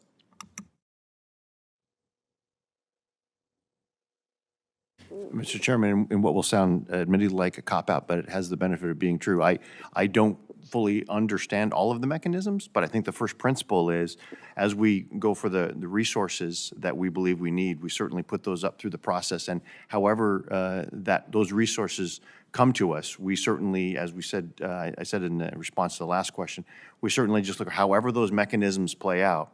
The need for a sustained top line to be able to continue our modernization and maintain readiness is going to be key, however that happens throughout the mechanism between the Department and Congress. And I would just double down on what General Alvin said, and that's that the total request does represent an increase in the resources that are required for us to perform those missions. And we're still sorting through how the execution details will play out and affect the request.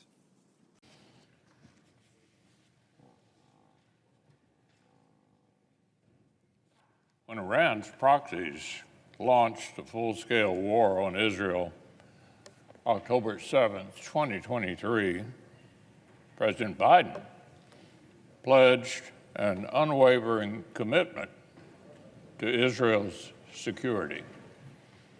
That was the right message in the moment, but as I warned publicly at the time, Israel needed more than just rhetorical solidarity, like Ukraine. Israel needed precious time, space to maneuver, and material support to defeat a shared enemy. And yet, as in Ukraine, America's commitment has indeed wavered. Our support has not been ironclad. Instead, under the previous administration, American support was delayed, restricted, and paired with attempts to micromanage Israel's operations and even interfere with Israeli politics. And at every turn, the progressive left and isolationist right hyperventilated about the specter of so-called forever war. Fortunately, Israel held its ground. Israelis certainly weren't enthused about a ground war in Gaza. Their leaders knew that war would be difficult, but they knew it was unavoidable so long as Hamas terrorists still refused to release the hostages. They also knew lasting security meant changing Iran's calculus, not just responding to attacks from proxies. So Israel decided to turn Iran's terrorist assets into liabilities, despite the pearl clutching here in Washington. Our ally simultaneously decapitated Hezbollah and crippled Hamas. Their bold operations created a new opportunity for Lebanon to claw back its sovereignty from a terrorist state within a state. Meanwhile, the collapse of the brutal Assad regime in Syria brought down a Russian vassal in Iran's favorite corridor of weapons and terrorist finance. These are the circumstances President Trump inherited. What to do with them has been the subject of quite some debate. Some of his advisors and supporters came with Obama-Biden era talking points, ready to urge him to continue his predecessor's policy of constraining Israel. Some argued publicly that America had no vital or existential interest in the Middle East, or claimed the region was a distraction from other priorities. They warned of forever war. Some seemed to push for nuclear negotiations with parameters eerily similar to the nuclear deal the president withdrew from his first term. They even proposed Iran could keep enriching uranium until the president correctly quashed that idea. These mixed messages emboldened Iran and its proxies. After all, why give up if administration officials saw the Middle East as little more than a distraction, or if they seem as fearful of restoring deterrence as the previous guys? So Hamas kept holding the hostages. The Houthis kept targeting Israel and Red Sea commerce. And the Islamic Republic kept marching toward a nuclear weapon. And in response, Israel took the next logical step to restore deterrence. Once again, innovative and decisive strikes destroyed Iran's air defenses and imposed immediate costs on Tehran. And leaders across Israel's politics stood united behind the daring operations. But here in America, the same restrainers, anti-Israel progressives, and self-proclaimed realists warned again of regional conflagration if the president intervened alongside or even supported Israel's strikes. The president's his own Director of National Intelligence traveled to Hiroshima to record a bizarre video, not as a warning against Tehran's nuclear ambitions, but presumably against American or Israeli operations to blunt them. Now, fortunately, the president rejected the pleas of appeasers and isolationists. The strikes he ordered dealt a massive blow to Iran's nuclear program, bolstered American credibility, and strengthened U.S. and Israel leverage to end Iran's pursuit of nuclear weapons and its support for terrorism for good. Thanks to Israelis' historic efforts for more than a year and a half, Iran's ability to threaten regional stability is massively degraded. Not since before the Islamic Revolution has there been such an opportunity for America, Israel, and our Arab partners to reset regional dynamics on such favorable terms.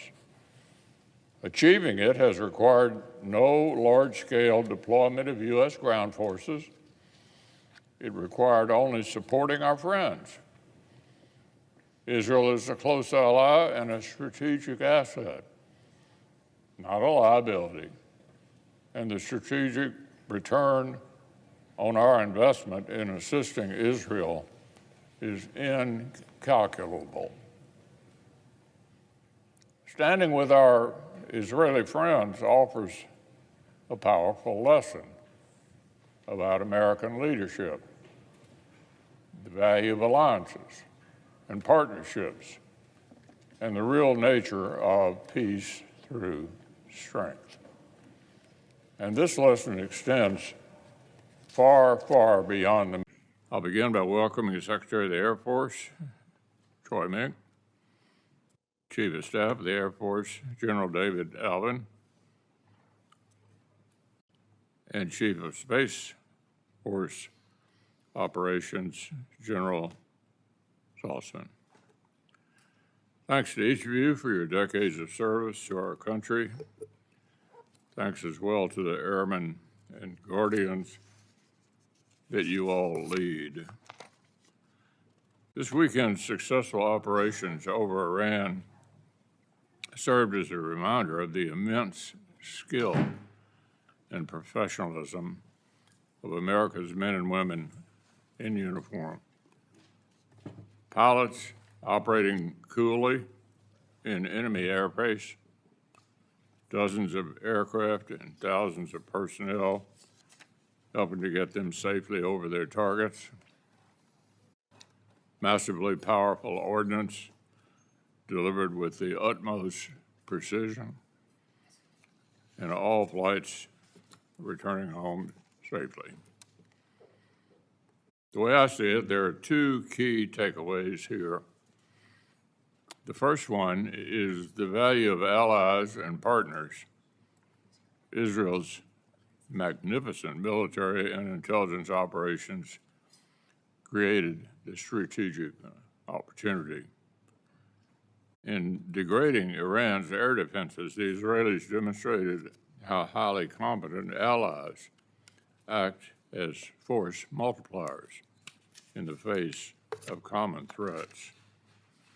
We ought to keep this in mind when we look at Europe and the Indo-Pacific as well.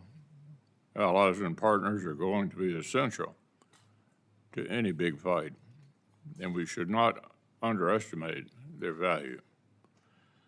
Of course, at the end of the day, nobody in the world but the U.S. Air Force can do what you did this weekend. America's ability to project power globally is unparalleled.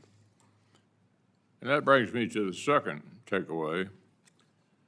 Military primacy simply doesn't happen overnight. The most sophisticated military in world history is the product of trillions of dollars over decades. Sustaining this military force isn't cheap. Modernizing it to preserve our military edge is even more expensive. But if we value the lives of our service members, the unprecedented peace we've experienced since World War II, and the fruits of American-led international order, then it's worth every single penny and then some. America's most determined adversaries have studied the capabilities and the tactics of our military closely and have developed advanced radars, sensors, and long-range air defenses to counter precisely the strength that we showed last weekend. The PRC has been playing a long game to challenge American primacy. By contrast, in crucial ways, we've been taking our edge for granted. Chronic underfunding of the national defense has become a habit of consecutive administrations. Unfortunately, the budget we're here to discuss today is no exception.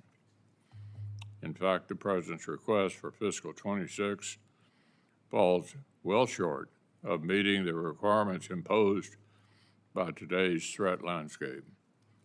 We simply will not keep pace with the pacing threat of China if we're not even willing to keep pace with inflation. The Air Force needs to modernize its bomber and fighter fleets. It needs new tankers and command and control aircraft. It also needs longer range and more sophisticated munitions and it needs a lot of them. The Space Force needs advanced satellite technologies, resilient communication systems, and enhanced surveillance capabilities to deter aggression, ensure a freedom of maneuver, and to maintain uninterrupted space-based support to joint and allied forces back on planet Earth. And you can't do any of it with anemic-based budgets. You just can't. Preserving our military edge and the peace will require sustained and significant increases in defense spending, not just a one-time infusion. But it's not just the size of fiscal 26 requests many of us are concerned about, it's also the structure of the request. Administrations asked Congress to split the funds for massive procurement efforts like B-21 and Sentinel between the base budget and the reconciliation bill. I struggle to understand how putting programs with broad bipartisan support in a simple majority partisan reconciliation bill won't function like a shell game for avoiding making the sort of annual base budget investments we begged the last administration to make. The need for stable production of aircraft seems to argue for year-on-year funding baked into the base budget. The constrained top line, of course, is forcing services to make artificially tough choices. In your case, let me just say this. We all want to go to space, but let's be honest about the risks and trade-offs this request is forcing you to make.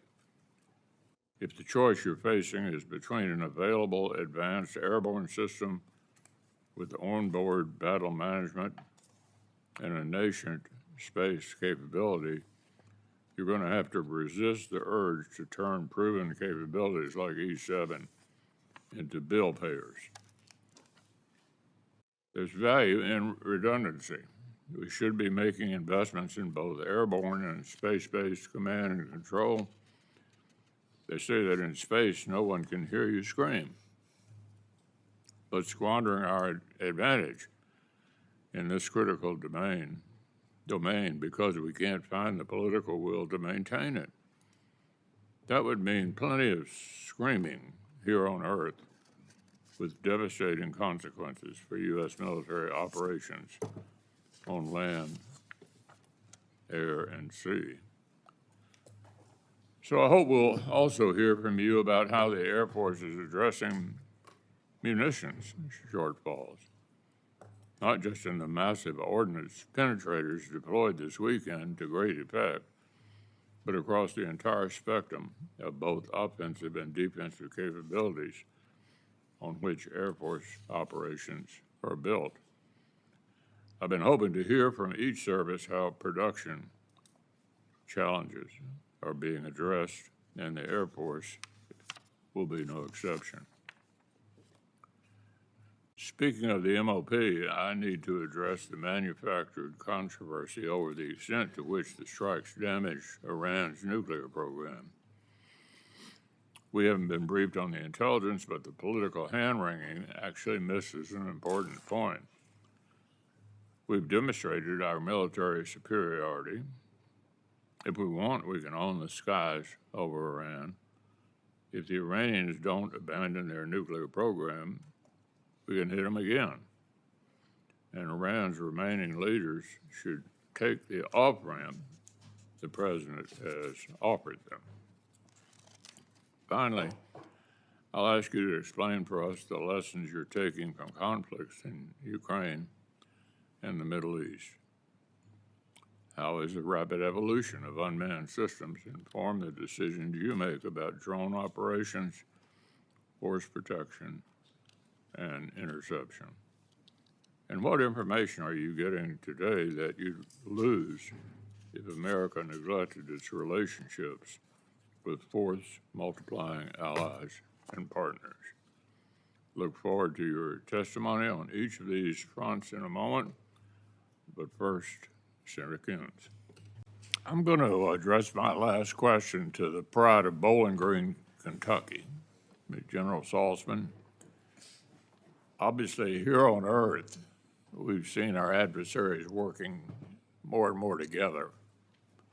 Are you seeing that in space? And if so, I'd be interested in your thoughts about that. And we all know the Chinese are very aggressively trying to go in that direction as well. What are the gaps in our own capabilities that worry you the most? Well, first, let me tell you, the partnership that I see amongst the allies is tremendous. I've had the great opportunity over the last couple of years to host what we call the International Space Chiefs Conference. And it has grown from about 20 nations 3 years ago to there's so many that want to come now, we have to actually find a different facility to host all that are coming. We were about 44 invites last year. And so the interest in space, the interest in contributing to the security and stability of the space domain is growing internationally. Our most trusted allies are the ones that you could list off on your right hand. They have tremendous capabilities that we are working hard to make sure are integrated into our operational plans, into our force designs, so that we can get the most out of them. We have a thing called the Coalition Space Operations Initiative, 10 nations that get together twice a year to discuss infrastructures, policies, standards for interoperability. And it's had tremendous value across the coalition of like-minded nations for a secure and stable space environment. So very proud of what our allies have been able to do with U.S. leadership in the space domain. And the PRC is worrisome, sir. The ISR capabilities, the space-enabled targeting that they've been able to achieve from space has increased the range and accuracy of their weapon systems to the point where getting anywhere close enough in the Western Pacific to be able to achieve military objectives is in jeopardy if we can't deny, disrupt, degrade that ISR capability. That's the most pressing challenge, and that means the Space Force needs the space control counter-space capabilities in order to deny that kill web. The subcommittee will come to order to receive testimony on the President's budget request for the U.S. Navy and Marine Corps for fiscal year 26. I'll begin by welcoming the Secretary of the Navy, John Phelan, Acting Chief of Naval Operations, Admiral James Kirby, Commandant of the Marine Corps, General Eric Smith.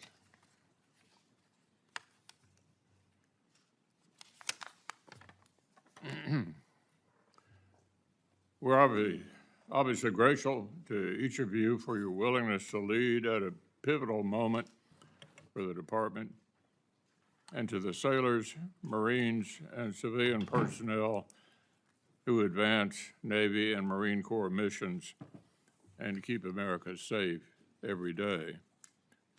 I'm particularly grateful to the sailors who have stood watch in the Gulf and the Red Sea over the last 20 months, helping to defend Israel, U.S. interests, and freedom of navigation against Iran-backed terrorists. And to the crews deployed there right now who launched Tomahawk cruise missiles as part of the joint operation to strike what I hope is a fatal blow to Iran's nuclear aspirations. I also want to recognize the Marine Corps, whose fallen comrades were among the earliest victims of Iran's decades-long war against the United States and Israel, those taken hostage with U.S. Embassy personnel in Tehran, and the hundreds killed in Beirut back in 1983 before any of us up here were in Washington. Generations of service members carrying the scars of Iran-backed attacks on American personnel in the region over the decades. Their sacrifices remind us that death to America is more than just rhetoric. For too long, Tehran itself faced negligible costs for its actions of their terrorist proxies. Thanks to Israel's initiative in turning the tables and the President's decision to back them up, the Islamic Republic is finally paying a steep price. This weekend's events are yet a further reminder of the challenges facing the joint force today. And my colleagues and I hope to understand the extent to which you think the President's budget request would provide the resources necessary to meet, deter, and defeat them. Each of the services is grappling in its own way with the reality of renewed major power competition and with the increasing alignment of America's adversaries. As you know, major transformations test assumptions and service culture. They test the capacity of the industrial base. And importantly, they hinge on transparent working relations with Congress and on robust and consistent full-year investments in major priorities. I'll offer just a few observations in this vein. First, the good. Secretary Phelan, I've appreciated your recognition of Congress' role in equipping the Navy and Marine Corps and the collaborative approach you've taken with the subcommittee. Your willingness to communicate transparently will continue to benefit our shared mission of restoring the Navy's preeminence. I also appreciate your persistent engagement with the maritime industrial base. Your travels to see our shipbuilding challenges across the country firsthand have not gone unnoticed. We will not solve this problem without the private sector.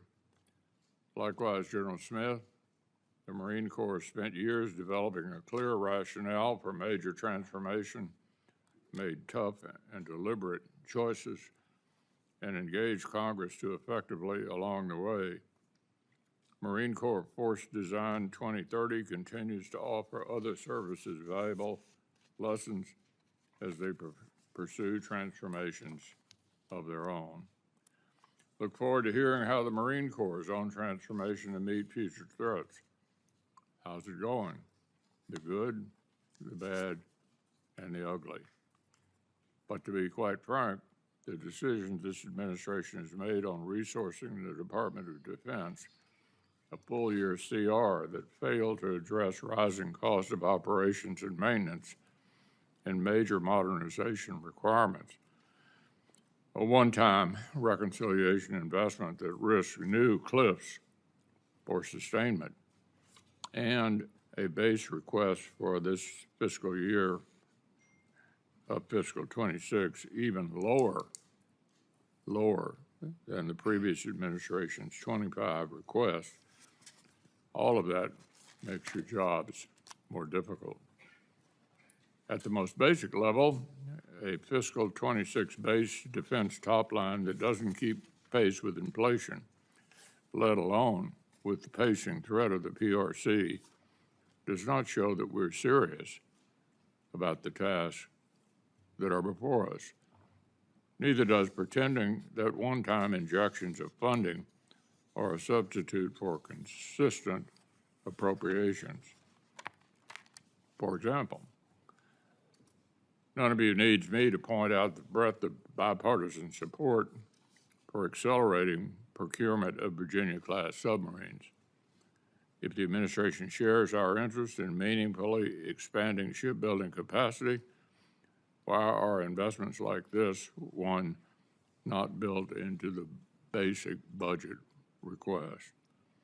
Why are we allocating funds under extraordinary parliamentary authorities for capabilities that would otherwise have been funded in an annual appropriation? Will the Navy even be able to complete 2 Virginia-class subs with reconciliation money before the funding actually expires? Leaving aside the color of money, we also want to hear your assessment of the impediments to delivering essential capabilities like submarines, destroyers, and amphibious vessels at the speed of relevance. This subcommittee has been consistently generous, but despite pouring billions more dollars into the effort, the timeline for producing a Virginia-class sub continues to stretch longer. Of course, we don't just need to build platforms faster. We need to figure out how to make munitions more efficiently, especially the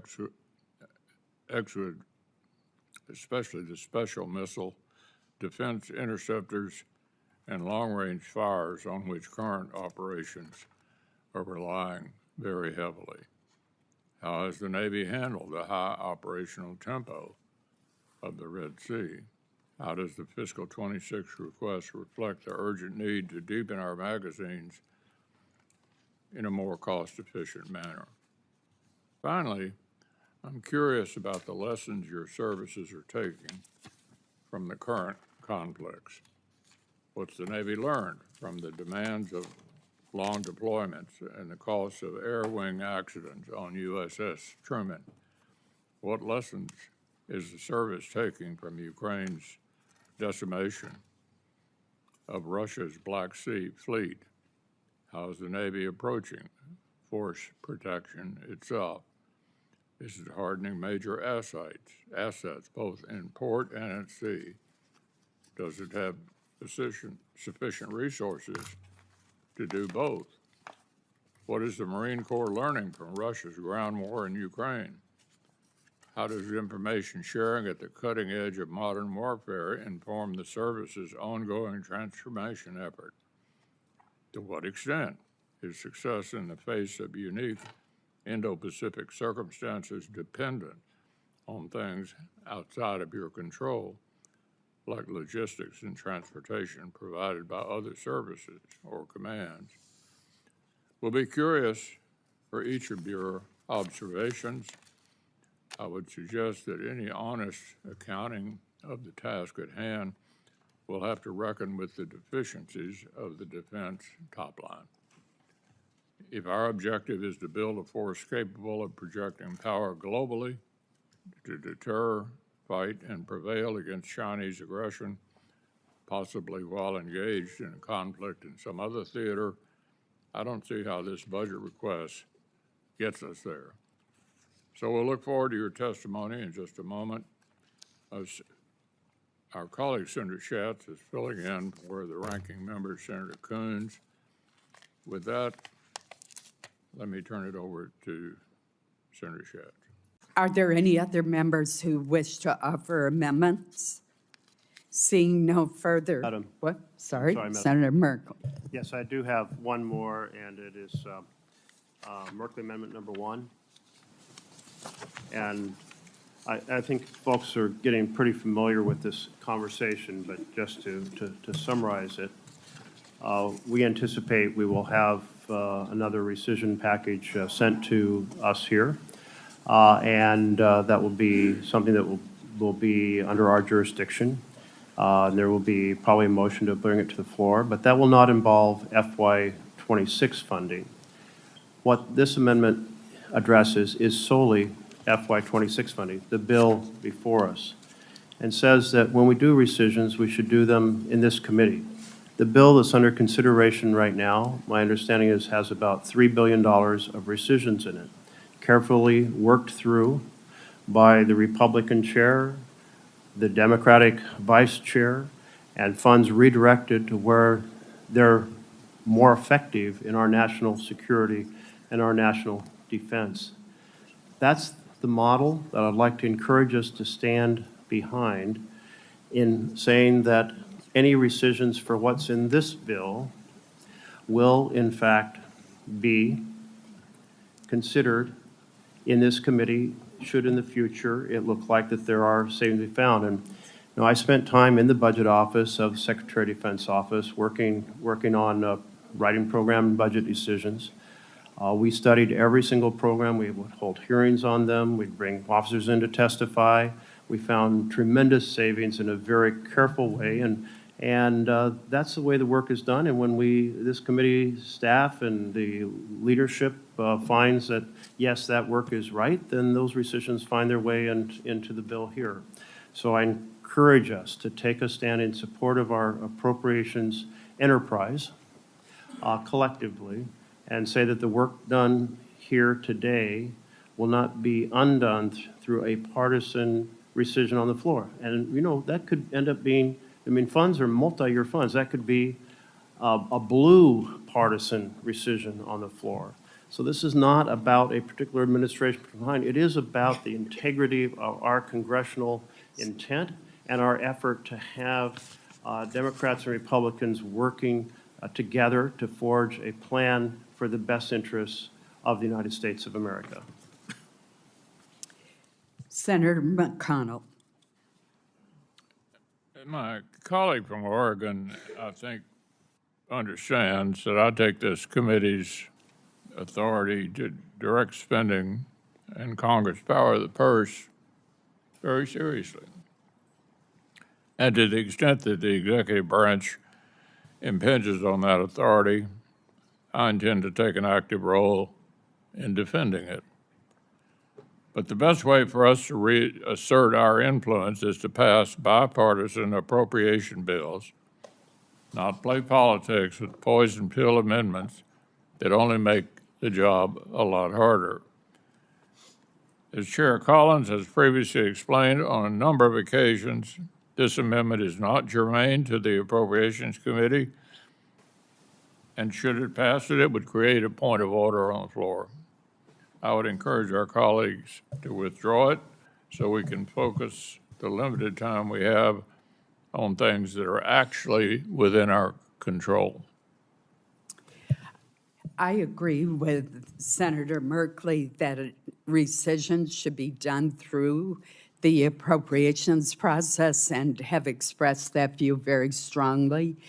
To the director of OMB, this bill is an example of what we do in virtually every bill with regard to rescissions. Nevertheless, the parliamentarian has confirmed that this type of amendment would violate the jurisdiction of the Budget Committee. Senate Resolution 445, which was adopted in 2004 and reorganized certain Senate committees, is clear that, quote, the Committee on the Budget shall have exclusive jurisdiction over members affecting the congressional budget process, end quote, including the process and determination by which impoundments must be reported to and considered by Congress. The Appropriations Committee does not have joint jurisdiction. The fact that our committee has primary jurisdiction over individual rescission bills does not change the fact that the Budget Committee has jurisdiction over the rescission process provided for in the ICA. So adopting this amendment would give rise to a point of order under Section 306 of the Budget Act, which makes clear that no bill, resolution, amendment, motion, or conference report dealing with any matter which is within the jurisdiction of the Committee on the Budget shall be considered unless it is a bill or resolution that has been reported by the Committee on the Budget. So for that reason, I must oppose this amendment today due to this jurisdictional issue and the ruling of the parliamentarian. Madam Chair, I might add one comment if I could. Senator Merkley. I think this issue of jurisdiction is not as clear-cut as possibly presented, because this is not involving an impoundment, and it is the Appropriations and Budget Committee together that have joint jurisdiction over rescissions. And in fact, if we remember being on the floor on the rescission, when there were motions to refer it to committee, it wasn't to the Budget Committee, it was to this committee. It was to the Appropriations Committee. When the bill originally was drawn to the floor, where did it come from? It came from this committee, the Appropriations Committee. And this is a rescission, not an impoundment. But there will be more conversations about that. I understand the difference, the point of views on exactly what we're emphasizing. So I don't want to dwell on that too much more. But to say, if in fact there was a dispute over this that resulted in a ruling on the floor, this would be subject to a budget point of order, which takes 60 votes to waive. So if we put this into the bill, and if in fact the chair's understanding is correct, but I have received a different understanding, but if the chair's understanding is correct, we can waive that by 60 votes. And if we fail to waive it, it would come out. But if we waive it and stand up for this process, we will have done something important to protect the appropriations process. So notwithstanding this jurisdictional dispute, I think this is worth doing. Are there further, Senator Britt? Thank you, Madam Chair. As you know, both you and the ranking member, I believe in this committee. I believe in the bipartisan work that it does, and I want us to find ways to preserve and actually take our products to the floor and get those products signed into law. Over the last several weeks, I think we've seen a number of our colleagues on the other side of the aisle be frustrated and use that fact that it needs to be bipartisan. You're even hearing reference of Director Vogt's call to have this be a less partisan exercise. And I would just use this as an opportunity to say, it seems that he's just kind of following some of their lead, because many people on the other side of the aisle would like to get rid of the legislative filibuster. And if we did that, then this committee and the work that we did would be strictly partisan. And so I think we need to be thoughtful about this whole thing and how we preserve it. And you know, words have been used about the legislative filibuster going away, saying from the other side of the aisle that it's anti-democratic, that it's stupid, that it's paralyzing, that it needs to be eliminated. I think that this is just proof that it needs to be preserved, and I hope that my colleagues on the other side of the aisle would stand with us like they stood with you in 2017 when you wrote the letter under the previous Trump administration, Madam Chair, but then many of them changed their position in 2022 when Biden was in office. I think this shows, and the work this committee does shows the importance of it. And I hope that at this point, all of us could stand together and say that it's important to preserve the legislative filibuster. Thank you. Thank you. Are there further comments? Madam Chair. Senator Murphy. Very briefly, what the Democrats stood for at that moment was not the elimination of the filibuster, but going to a talking filibuster, so the process would be public, and so the people of America could have the chance to weigh in. So I know it's often characterized as it having been presented as an effort to eliminate the filibuster, but that was not actually what was presented. I will get the gentleman a copy of the letter. Senator Kennedy.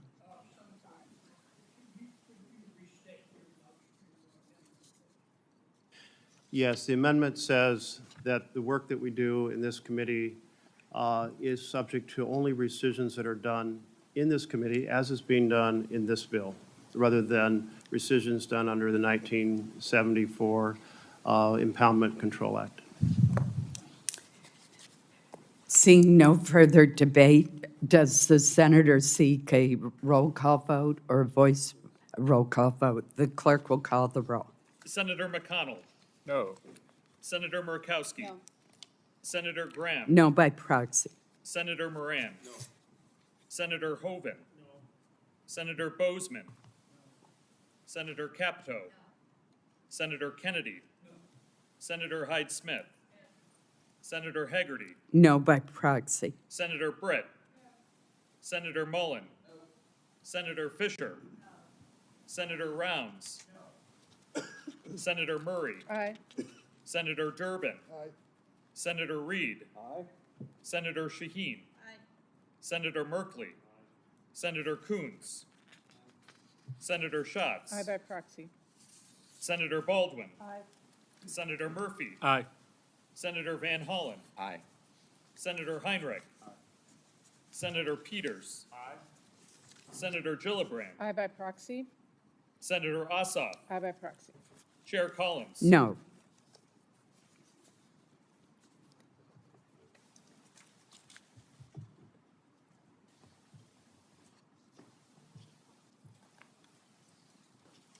On this vote, there are 14 ayes and 15 nays. The amendment is not agreed to. I ask consent that further proceedings on the quorum call be dispensed with. The Senate is not in a quorum call. So, Mr. President, I rise today to discuss the original intent of the 2018 Farm Bill's federal hemp legislation and the need to restore it. Earlier this year, a report from the University of Kentucky found that cannabis-related poisonings among Kentuckians under 18 rose by 43% between 2023 and 2024. As you can see here, emergency room visits are rising steadily as well. Cannabis-related emergency department visits climb in Kentucky, especially among young people. Calls to poison control centers in Kentucky regarding cannabis have doubled in the last 5 years. And more than 40%, listen to this, more than 40% have been about children under 12.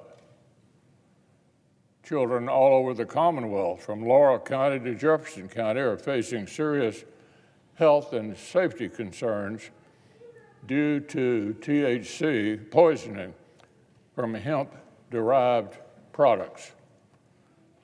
So are the children all across the country, not just a Kentucky problem. So how did we get here? Let's go back to the beginning. Back in 2014, I led the effort to secure pilot programs for industrial hemp, and I led the effort to legalize the crop in 2018. This industry has seen tremendous growth, especially in Kentucky. Hemp is used in food, clothing, paper, plastic, and many of our consumer products. Its versatility gave farmers hope for a new and profitable cash crop. Unfortunately, some companies looking to make a quick buck have been exploiting a loophole in the 2018 Farm Bill by taking legal amounts of THC from hemp and turning it into intoxicating substances. They take these synthetic chemicals and use them as ingredients in appealing snack and candy-like products and distribute them in familiar packaging. So here it gives you an example of how this hemp-related, THC-related factors are packaged in candy that looks very much like normal candy being consumed by kids all over the country. So this is my definition of a real problem. Children love candy. They can recognize well-known brands of candy before they can even read. As you can see from the chart that we were just talking about, the packaging on these snacks is nearly identical to Oreos, Doritos, or Skittles. Little do kids know these products are laced with intoxicating synthetic chemicals. Young children are consuming these snacks thinking they're candy, not poison. On top of that, these products are easily accessible and can be purchased at convenience stores. Some of them are even more intoxicating than actually smoking marijuana. So let me repeat that. Products more potent than marijuana can be bought off the shelf of a gas station. So look, for years, I've called on FDA to regulate these products. They've not taken the initiative to do so, which has certainly been an ongoing disappointment. So that's why we're here today. The language I recently attempted to secure in the Agriculture Appropriations Bill would have kept these dangerous products out of the hands of children while preserving the hemp industry for farmers. For the sake of those misguided by my opponents on this issue, let me clarify a few things. You'll hear from some that this language would have meant the total destruction of the hemp industry. Well, obviously, that's wrong. Under my language, industrial hemp and CBD would have remained legal, period. Some predicted there would be widespread economic downturn for farmers should this language become law. Wrong again. Hemp makes up less than 1/100th of 1% of all farmed acres in the United States. I want the number to grow, and to grow a lot. That's why I secured the legalization of hemp product back in the first place. As long as I've been a senator from Kentucky, I've supported our farmers. I'm proud to have served on the Agriculture Committee my entire career in the Senate because of its importance to Kentucky. From the tobacco buyout program to tax relief for sale of farmland, I've made sure our farmers have the tools they need to be successful in volatile markets. My language would not have changed that. This language would have remained in the appropriations package had one senator not derailed the process. You know, it's one thing to call yourself an advocate for hemp farmers, but if you didn't support the 2014 pilot program and you didn't support the 2018 Farm Bill that legalized hemp production, and you would have blocked a major step forward on this appropriations package, it had included my language. It had included my language to close the bad actor loophole. Then what does being an advocate actually mean? This package funds a significant portion of the federal government, from agencies that provide critical resources to our farmers, to law enforcement, military, and our veterans, just to name a few. We need the appropriations process to function. Congress needs to do its job and fund the government. And I, for one, do not intend to be an obstacle. So in order to move the package forward, I allowed my language to be stripped from the bill. But my effort to rule out bad actors, protect our children, support farmers, and reaffirm our original legislative intent will continue. I yield. It is millions of members of our armed forces, active duty reserves, National Guard, civilians supporting them, the Department of Defense, the Coast Guard, the intelligence agencies. They're keeping us safe now, like all federal employees, not knowing when they'll get another paycheck. Our military is less than 1% of our nation. That's how many people sign on the dotted line, up to and including their lives, to keep us safe. They put their lives on the line to secure liberty and security. And I'm grateful to the thousands serving today at Dover Air Force Base, the Delaware National Guard, and throughout our armed forces. They and their families deserve the same devotion to them that they are providing to us. I come from a military family. My father, brother, sister-in-law, uncles all served in the Army, and my father long said he first really understood what it means to be an American when he was responsible for others and others' lives when deployed. Taking care of them is our sacred obligation. So while we keep fighting for better health care, more affordable health care for all Americans, my bill will pay our armed forces now. It will pay active duty, reserve, National Guard, Coast Guard, civilians at the Pentagon, and intelligence agencies, and give those who keep us safe, often at great sacrifice, a small piece of security in return. So, Mr. President, I ask unanimous consent that the Senate proceed to the immediate consideration of Senate Bill 3079, introduced earlier today, that the bill be considered read 3 times and passed, and the motion to reconsider be considered made and laid upon the table. Is there objection? Reserving the right to object. Senator from Kentucky is recognized. You know, government shutdowns have real consequences. I've said that countless times during my time here. Incredibly, it seems to have taken Democrats a month to remember that the proverbial stove is in fact already hot, and yet they're not ready to turn it off. Just turn it down a notch. Just low enough that they can take the political heat.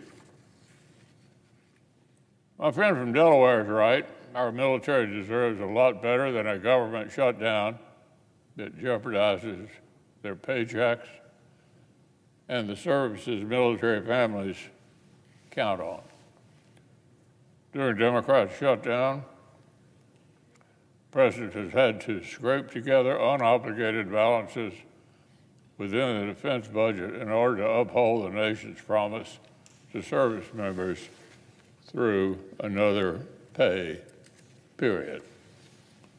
I certainly hope he won't have to divert resources from urgent modernization again to make payroll in another 2 weeks. But that ball, of course, is in the Democrats' court. I hope they'll realize soon that the surest way to help service members and civilian DOD employees is to simply turn government funding back on and pass full-year appropriations.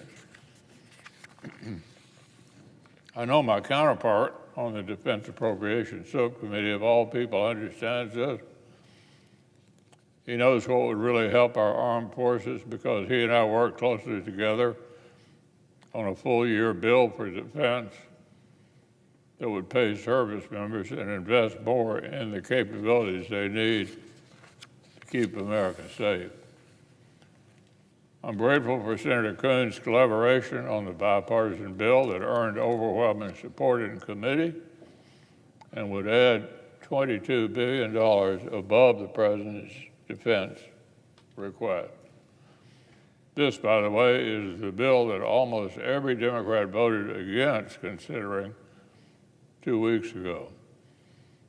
I know the ranking member cares about the promises we make to the all-volunteer force and the challenges we expect them to face. I know he's concerned about the erosion of Congress' authority to set and fund national security priorities. So am I. And if we cannot appropriate, we will render ourselves completely irrelevant. The way to provide real certainty and deliver serious full-year appropriations, just open the government back up and pass our bill. It's really that simple. Therefore, I object. The objection is heard. Senator from Delaware. Mr. President, I want to convey my thanks, my gratitude to the chair of the Defense Appropriations Subcommittee, my colleague and friend from Kentucky. We and our staff have had a genuinely constructive and positive process in appropriations this year. Frankly, overall, the Senate Appropriations Committee has worked well. We have passed out of committee a significant number of major bills by big bipartisan margins, 26-3 in the case of our bill and the Labor, Health, and Human Services bill. But there's a stark contrast between the real progress we're making on appropriations and the lack of progress on addressing the core issue of can Americans afford their health care. Of course I want to move ahead and appropriate, as my colleague from Kentucky has indicated. Of course we need to do our job and appropriate for this body to carry out and to continue its core Article 1 responsibility. But part of what has got us to this moment is a vote earlier this year in the big, beautiful bill in July to destroy health care for millions of Americans. We need to find a path forward towards ensuring that millions of Americans do not lose insurance through the Affordable Care Act and Medicaid, something that will raise insurance costs for everyone, that will increase ER wait times in my state and every other. This Saturday, 20 million Americans will see how much their premiums go up. And if the calls that come in to my colleagues are anything like the calls I'm getting, there will be then an accelerated motion towards resolving this issue and moving forward with appropriations. I'll close by just citing one conversation I had yesterday. I spoke with a small business owner from Delaware. Her name is Jan. She's a stage 4 cancer survivor. She is a small business owner. She told me yesterday, without the Affordable Care Act, she would have died 10 years ago because insurance would have dropped her. And if her rates double, she will need to close her business of 30 years. This is one of many stories of entrepreneurs, of families, of veterans, of service members, of constituents who have reached out to me. There is an urgency about reopening the government, yes, I agree, and an urgency about finding a path forward on health care. We should be negotiating both now. Thank you, Mr. President. With that, I yield the floor. Mr. President. I recognize the senator from Kentucky. And I ask order in the chamber while the senator is speaking, please. Instead of a clean CR, this bill contains language that has been airdropped in that will destroy hemp farming in Kentucky and across the United States. Tucked away on page 163, Title 7, Division B of this spending package is a provision that will shut down the hemp industry across the United States. My amendment would strip the provision designed to regulate the hemp industry to death. The bill as it now stands overrides the regulatory frameworks of several states, cancels the collective decisions of hemp consumers, and destroys the livelihoods of hemp farmers. And it couldn't come at a worse time for America's farmers. Times are tough for our farmers. Farmers' costs have increased as the price of fertilizer and machinery have jumped, while prices for their crops like soybean, corn, and wheat have declined. For many farmers, hemp has proved to be a lifeline, a new cash crop. Farmers turn to growing hemp to mitigate the losses they've endured during this season of hardship. But that lifeline may soon be extinguished by this very legislation. The effective hemp ban included in this spending package is a result, we are told, of bad actors skirting the legal limits by overly enhancing the concentration of THC in their products. The hemp industry, myself and others, have come together and we have been willing to negotiate to get rid of the bad actors. And yet, instead, we are met with legislation that would be prohibition. Members of the industry, myself and others who are advocates of this, have been willing to get rid of synthetic cannabinoids. We've been willing to compromise at every turn, but we're met with the numbers in this bill which will eradicate the hemp industry. For the last several weeks, we've offered proposals with the goal of creating an environment in which the hemp industry could thrive and sell products. And we've been met with those who want to prohibit the industry from continuing.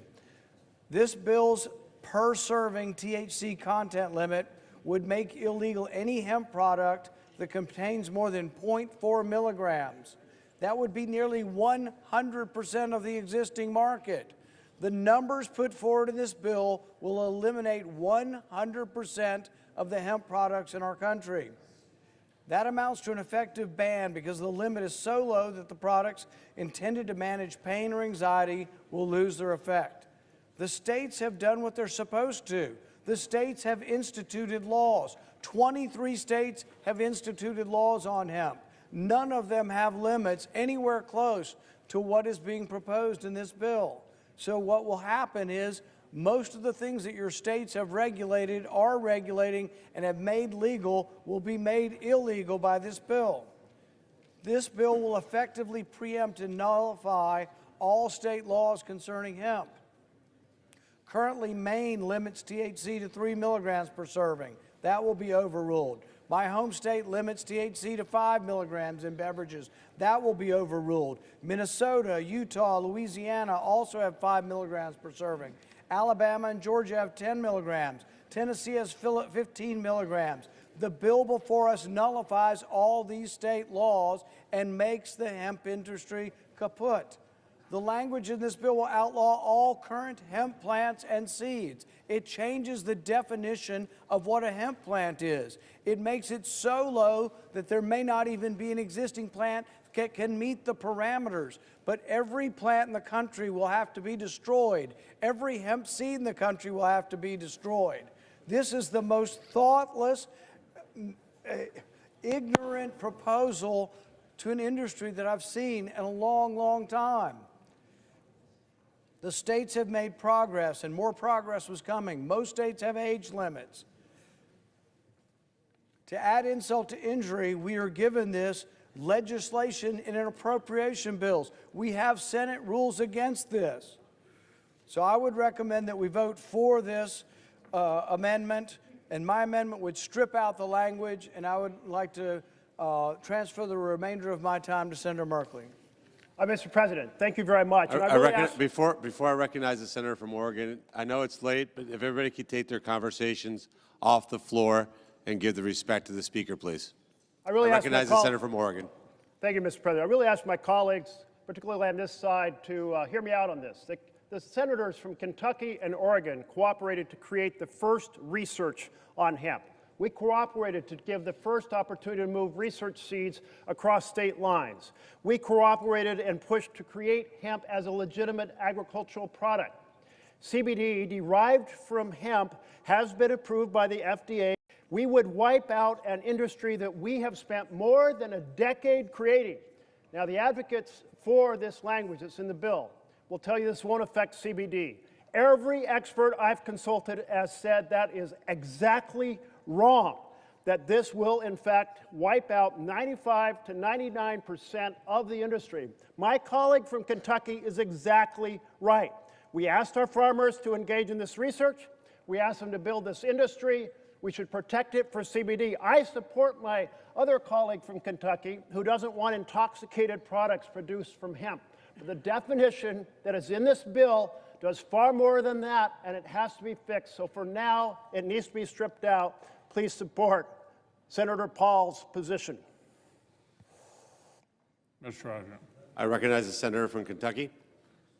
The language I helped secure in the Agriculture Appropriations Bill addresses a serious concern regarding the manufacturing and selling of unregulated, intoxicating THC products nationwide. I led the effort to legalize industrial hemp through the 2014 pilot program and the 2018 Farm Bill. Unfortunately, companies have exploited a loophole in the 2018 legislation by taking legal amounts of THC from hemp and turning it into intoxicating substances and then marketing it to children in candy-like packaging and selling it easily accessible places like gas stations and convenience stores all across our country. So children end up being the unknowing consuming of these poisonous products and being sent to the hospital at an alarming rate. My efforts to close the loophole and stop this from happening are included in this appropriations package. It will keep these dangerous products out of the hands of children while preserving the hemp industry for farmers. Industrial hemp and CBD will remain legal for industrial applications such as seed, stock, fiber, grain oil, or used in drug trials. This language merely classifies the original intent of the 2018 Farm Bill, rooting out the bad actors and protecting the growing hemp industry. While some may masquerade as advocates for hemp farmers, even sometimes threatening to hold up government funding over this issue, I'll continue to work on behalf of Kentucky's farmers while protecting our children, not only in my state, but in yours as well. I would urge my colleagues to do the same. Therefore, I move to table Senate Amendment 3941 and ask for the ayes and nays. Is there a sufficient second? There appears to be. The clerk will call the roll. Ms. Alsobrooks, Ms. Baldwin, Mr. Banks, Mr. Barrasso,